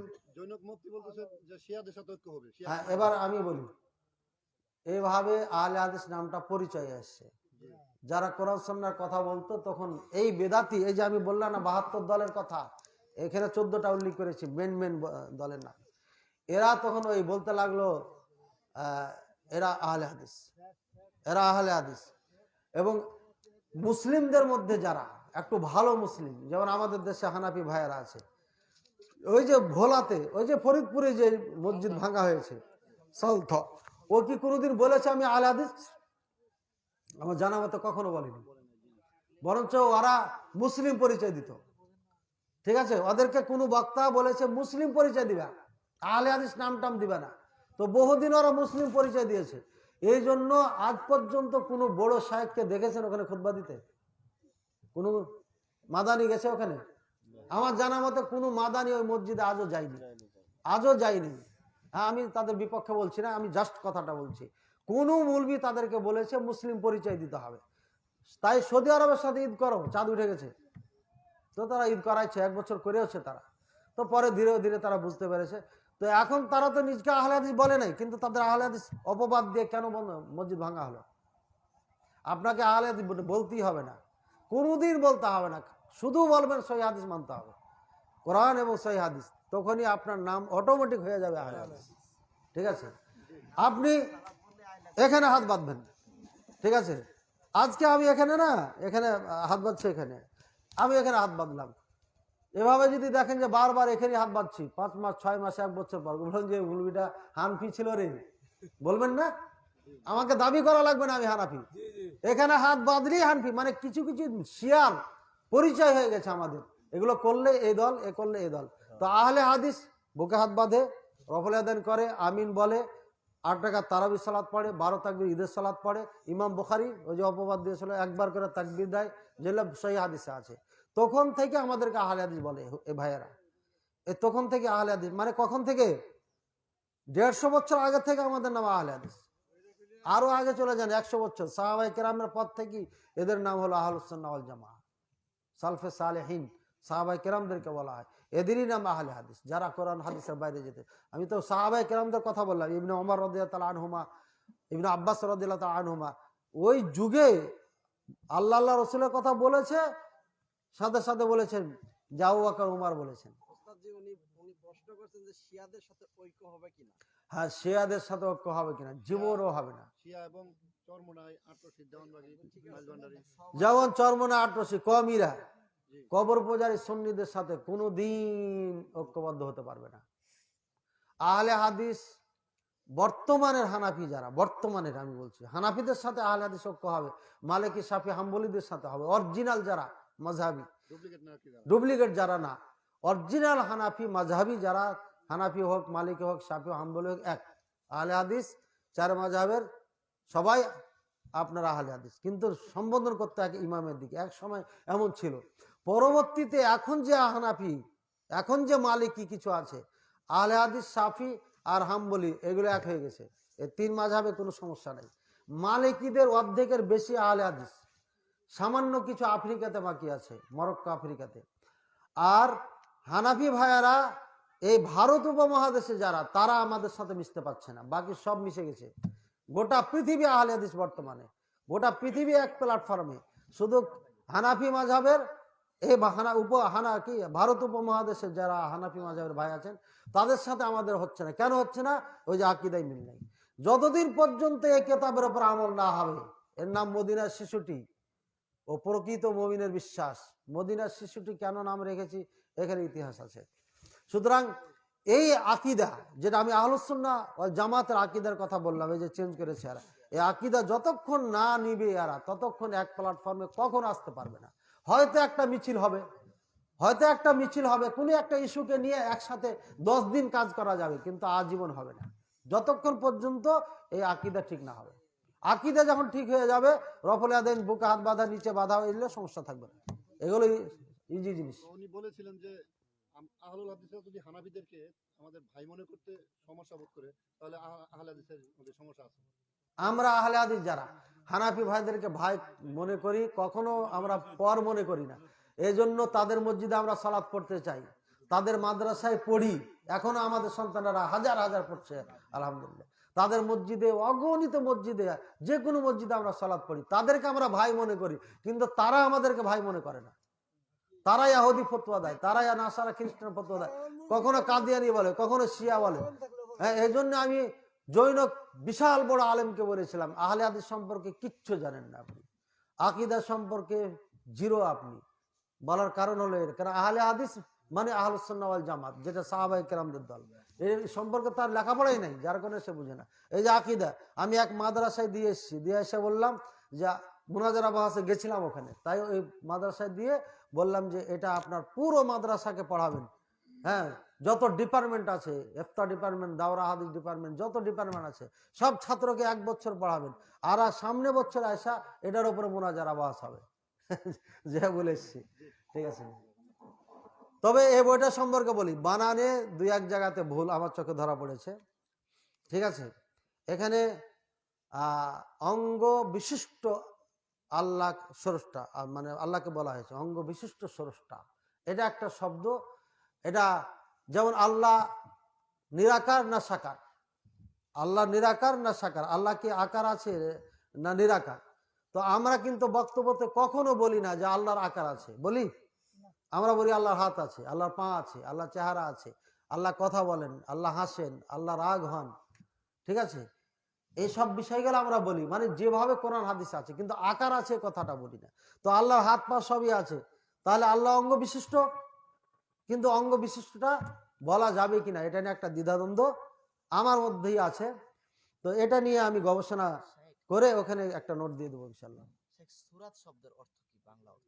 সূরাত মানে মানে সাদৃশ্য, যেটা সেম সেম, এই যে ফটোকপি। আকার বলা যাবে কি সূরাতের অর্থ? সূরাত মানে আকার, এটা এসে যায় মানে সূরাত। তাহলে এই ব্যাপারে তিরমিজিতে একটা হাদিস আসছে, হ্যাঁ, 3353 নম্বর হাদিসটা, ওই যে ইবনে আব্বাস আল্লাহ রাসূলের কথা বলছেন যে স্বপ্নে দেখলেন যে। হ্যাঁ হ্যাঁ, ঠিক আছে, ওইগুলো সব মিলে ঝুলি বলছি আমি, সব মিলে ঝুলি বলছি। আকার বলে আমরা বক্তব্য দিই না কখনো, এটা দিই না আমরা। কেন দিই না? যে আকার শব্দটা আল্লাহ এভাবে ব্যবহার করেননি, বুঝাননি। যেমন আদম সাল্লামকে বলছে খালাকাল্লাহু আদামা ফি সূরাতিহি, আল্লাহ তার সূরাতে তার মতো করে, মানে বুঝাই যে তার মতো করে বুঝাই, কিন্তু তার মতো করে এর ব্যাখ্যা কি? তাহলে আল্লাহর মতো কি আদম, আদমের মতো আল্লাহ? নাউজুবিল্লাহ, না, এটা বলা যাবে না। তো কেমন কি কামা শাআ বা কাইফা শাআ, যেভাবে আল্লাহ চেয়েছেন ওইভাবে সৃষ্টি করেছেন, উনার ইচ্ছা মতো সৃষ্টি করেছেন, ঠিক আছে। আল্লাহর মতো আদম না, আদমের মতো আল্লাহ না, নাউজুবিল্লাহ। এই জন্য এই কথাগুলো, শব্দগুলো আমরা এতটুকু সূক্ষ্মভাবে চিন্তা করি, কিন্তু আমাদের হানাফি ভাইয়েরা এগুলো চিন্তাই করে না, মনে যা আসে মেরে দেয়, ঠিক আছে। ওরা তো আকার, ওরা বলে যে আকার নাই, আমরা না, এটা বলা যাবে না, ওরা তো এটাও বলা যাবে না যে নিরাকার, এটাই বলে। আকার নাই কথা বলা যাবে। ওই যে বললাম না জান্নাতীরা দেখবেন আল্লাহকে, তাহলে কি বোঝা যাচ্ছে? তো নিয়ামত কুদরত ব্যবহার ঠিক আছে, নিয়ামত কুদরত বলা যাবে না, 72 ফেরকার ওটা একটা ব্যাখ্যা। বিসমিল্লাহ।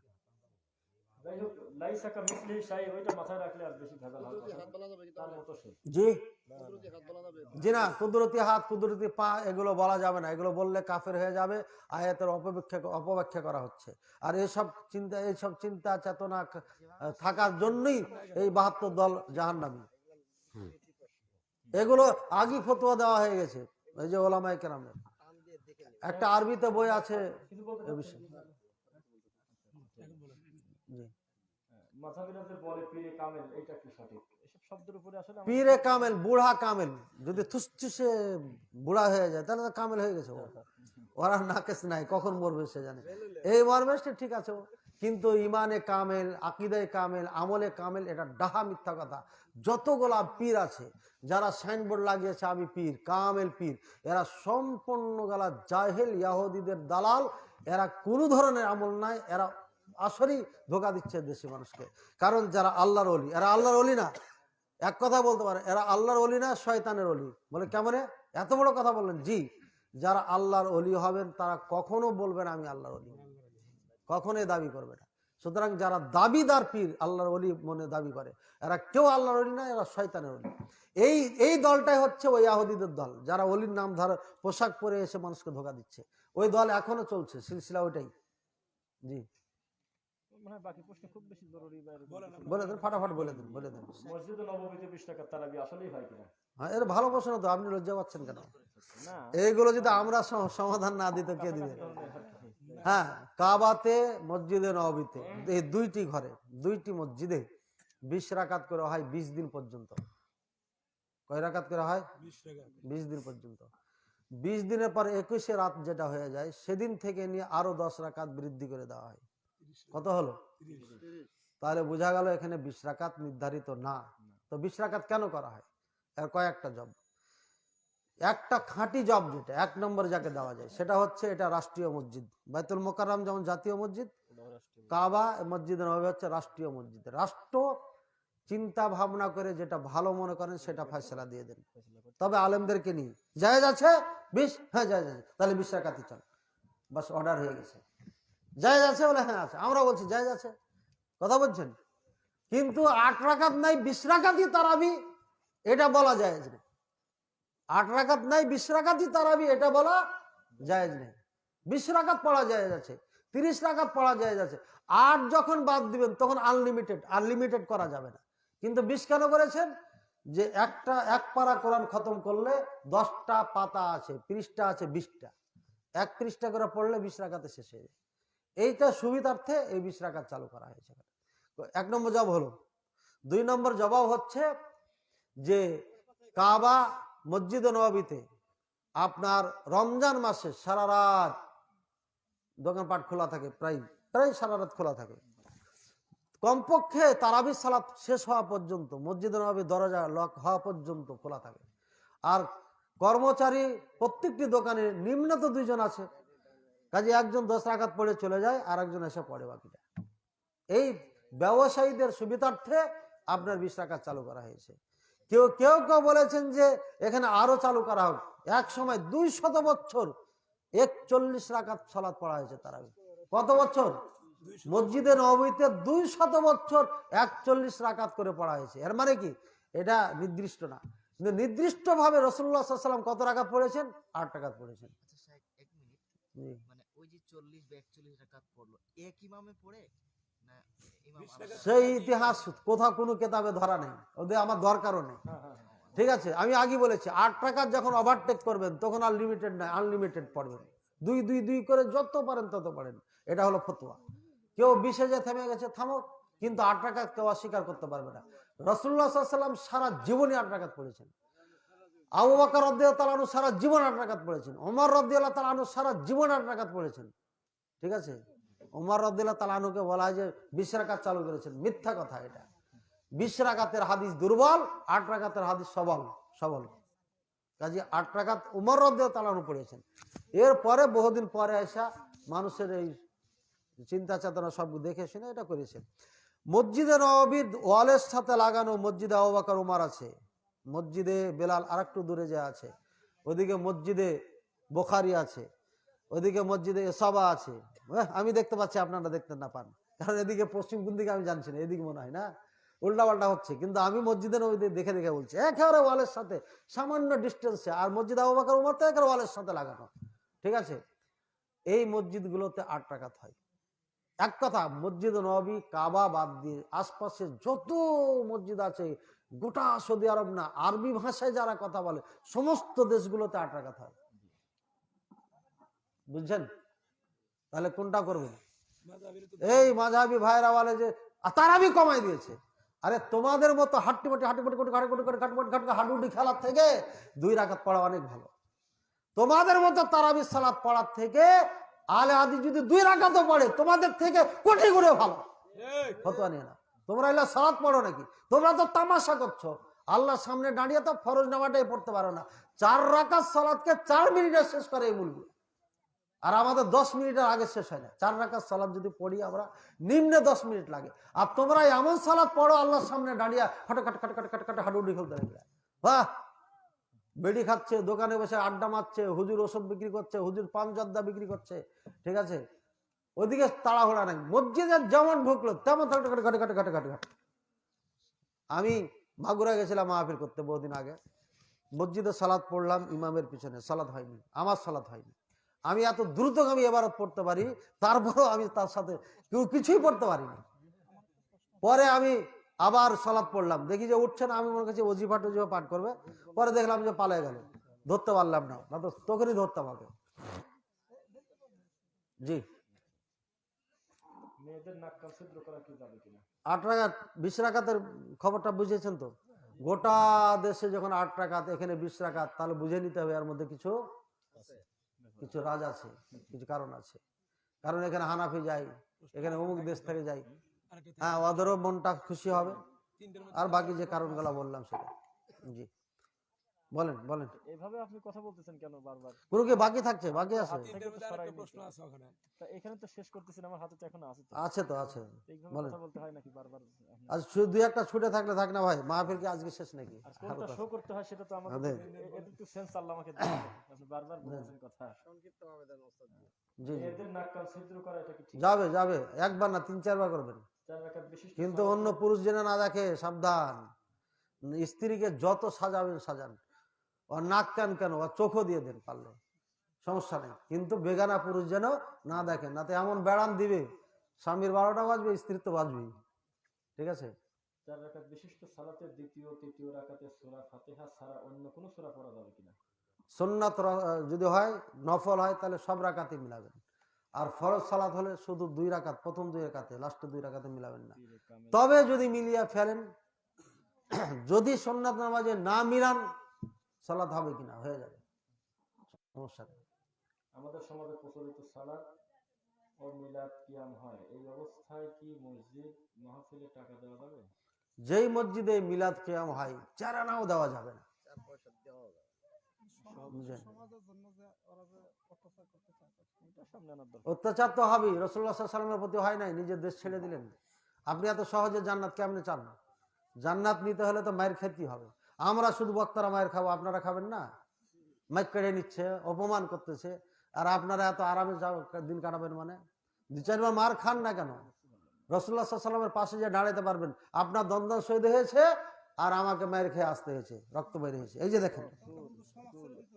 আরে এই সমাজ দরকার আছে নাকি? এই সমাজে দরকার নাই, যে সমাজ আপনাকে কোরআন সুন্নাহ ভিত্তিক চলতে দেয় না, এই সমাজে দরকার নাই তো। মেয়ের বিবাহ একা দিবেন, বাবার লাশ ঘাড়ে করে নিজে একাই দফন করবেন। 20 জন 1000 জন মানুষ হলে, লাখ মানুষ হলে জান্নাতে চলে যাবে, এটা মিথ্যা কথা, এটা ভুল চিন্তা ভাবনা। ঠিক আছে? পাক্কা সাচ্চা মুমিন মুসলিম যদি বলে 40 জন এই লোকটা ইমানদার ছিল, ভালো ছিল, তাহলে নবী সাল্লাল্লাহু আলাইহি ওয়াসাল্লাম বলছেন ও জান্নাতি। পাক্কা সাচ্চা মুমিন হতে ওই মিলাদ পড়া হুজুর দেওয়া হবে না, দোয়া দিয়া টাকা কামায়, চ্যানেলে যে মিথ্যা কথা বলে, কোরআনে অপব্যাখ্যা করে, এরকম লক্ষ হুজুর সাক্ষী দিলে হবে না, বুঝলেন? আপনার বাবা লাশ পড়বে না, আপনার বাবার বাড়িতে বিয়ে আসবে না, আরে দরকারই না, এরকম এরকম মানুষের দরকার, সমাজই দরকার নাই, একাই চলবেন, চলতে না পারলে হিজরত করবেন এখান থেকে, সমস্যা কি? এগুলো আমাদের পরীক্ষা করা আছে, আমাদের জীবনের সাথে ঘটেছে। জি বলুন। চুল রাখার সুন্নাত তরিকা কি?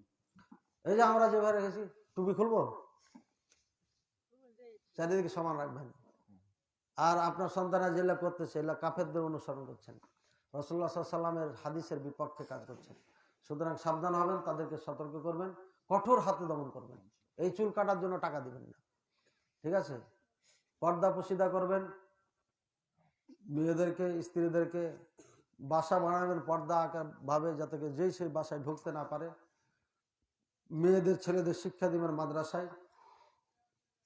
ভুলে গেছি, এই যে মাদ্রাসা দারুস সুন্নাহ, আমার মাদ্রাসার নামও দারুস সুন্নাহ, বর্তমান যেটা আছে দারুস সুন্নাহ মহিলা মাদ্রাসা ও ইয়াতিমখানা। আর এখন যেটা করতে যাচ্ছি রাজশাহীতে, এই মাদ্রাসা সম্পর্কে শুনে যেতে হবে আপনাদের। আপনাদের দারুস সুন্নাহ রহমানিয়া মাদ্রাসা, তাহলে ভিন্ন হয়েছে একটু। এই দারুস সুন্নাহটা এমন ছড়াইলো গোটা বাংলাদেশে, দেখি যেখানে যাই দারুস সুন্নাহ দারুস সুন্নাহ, মনে হয় বরকত হয়েছে, আলহামদুলিল্লাহ, সমস্যা নেই। তো আমার দারুস সুন্নাহ সালাফিয়া মাদ্রাসা যেটা চালু করতে যাচ্ছি, এই মাদ্রাসাটি রাজশাহীতে হবে। অনেক সমস্যা আছে, ভাড়া বিল্ডিং নিয়ে করতে যাচ্ছি, আর এই বিল্ডিং থাকা যাবে না বেশি দিন, অলিং দিয়ে দিয়েছেন আমাকে, তো আল্লাহ জেনে ব্যবস্থা করে দেন।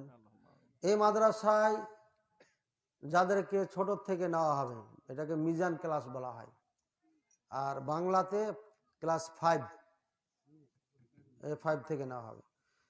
এই ছাত্রগুলো আপনার 5 থেকে 6 বছর, কম বেশি হতে পারে, ঊর্ধ্বে 7, 7-এর ঊর্ধ্বে যাবে না, 7 বছর এরা দাওরা হাদিস কমপ্লিট করবে। এই ছেলেগুলোর তেলেসমার হবে। আরবি বই যেখানে দিবেন সেখানেই পড়বে, বলবে, লিখবে, পড়বে ইনশাআল্লাহ, কোনো সমস্যা হবে না। পৃথিবীর যে কোনো বই দিবেন পড়বে ইনশাআল্লাহ।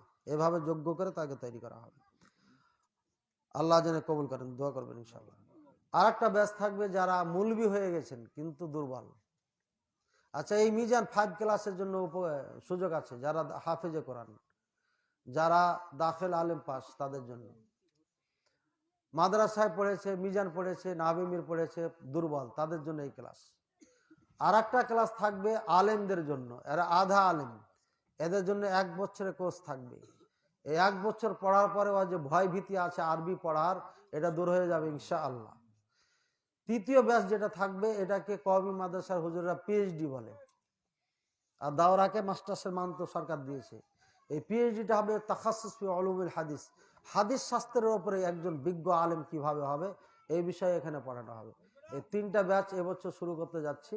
হেফজোখানা মাথায় আছে, যদি আল্লাহ ব্যবস্থা করেন জায়গা বিল্ডিংয়ে, তাহলে এটা চালু করা হবে ইনশাআল্লাহ। আপনারা সবাই দোয়া করবেন। সাথে সাথে আমার দারুস সুন্নাহ মহিলা মাদ্রাসা ইয়াতিমখানার জন্য 21 শতক জমি বায়নাও দিয়েছি। জানুয়ারিতে রেজিস্ট্রি নিতে হবে, মাত্র 3.5 লক্ষ টাকা দিতে পেরেছি, আর বাকি সবই বাকি আছে। আল্লাহর রহমত ছাড়া কখনো সম্ভব না। আল্লাহ কাকে দিয়ে করাবেন, কিভাবে করাবেন, আল্লাহ ভালো জানেন। আমি এতদিন বসেই ছিলাম, এখন দেখি বসে থাকলে আল্লাহর কাছে জবাব দিতে পারবো না। হ্যাঁ, এবং অনেক অনেক বিদ্বান তারা আমাকে বহুত আপনার গালিগুলাজও করতেছেন যে বসে বসে এভাবে যদি সময় কাটাই দাও, তাহলে পারে মরে গেলে পারে এই ছাত্র তৈরি করবে কারা। মুফতি আব্দুর রফ রাহিমাহুল্লাহ খুলনা ছিল, চিনেন তো নাকি? গোটা বাংলাদেশ উনি মুনাজারা করে বেড়েছেন। তো বেচারা আমার মতোই মনে হয় আর্থিক অভাবে কোনো মাদ্রাসা দিতে পারেন নাই, যার কারণে ওনার মতো মুনাজের উনি তৈরি করে দিতে পারেনি। আমার ইচ্ছা, আমি একটা বই লিখেছি তাওহীদ সম্পর্কে, আমি এখন মরে গেলে পারে আমার আফসোস হবে না, আমি একটা দিয়ে গেলাম, আল্লাহকে বলতে পারবো না আমি তাওহীদ সম্পর্কে দিয়ে গেছি।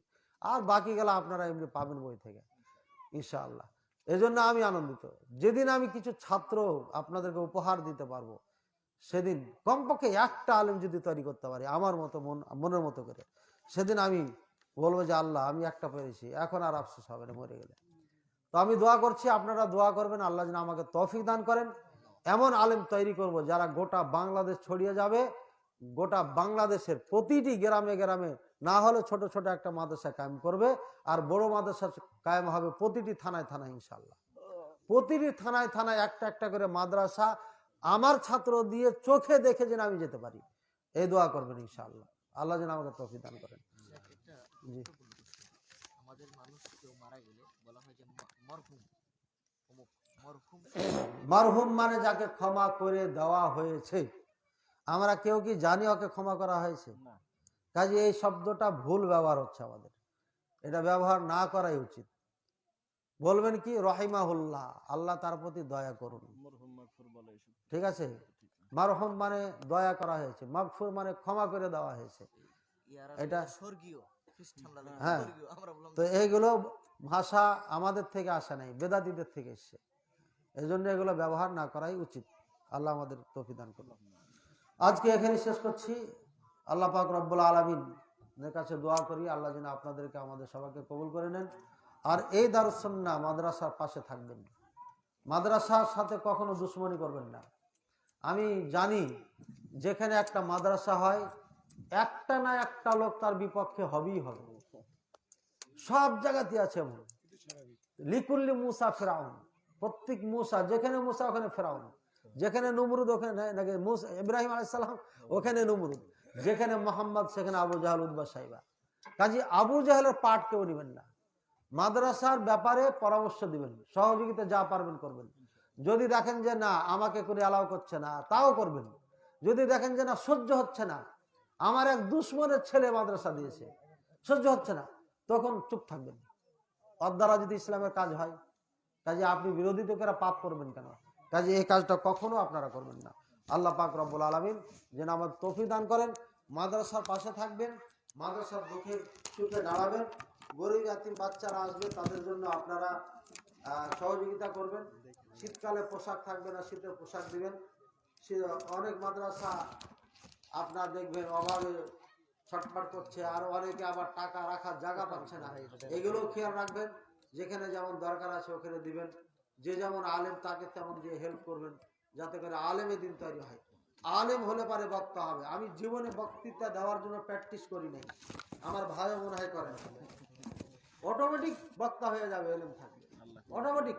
কারণ এখন এখানে হাত বাঁধবেন না, এখানে ঝগড়া লেগে গেছে, এর সমাধান কে দিবে? আলেম ছাড়া দিতে পারবে? আমরা না বললে এই বাংলা শিক্ষিত বক্তারা বক্তব্য দিত কোথা থেকে? আমরা বলেছি, লিখেছি, তাই তারা সেখান থেকে পড়ে মুখস্থ করে এবার আপনাদেরকে নাম্বারিং করে শোনাচ্ছে। আপনি বলবেন বাবা এটাই তো বড় বক্তা। 41,000 টাকা দিলে আমাদের লস হবে না, ওখানে আপনাদের সমস্যা নেই। হ্যাঁ, আমি যে সাইকে একটা চার্ট দেখেন, 50 50 50 50 6 নম্বর বক্তাকে দিয়েছি 20,000 টাকা।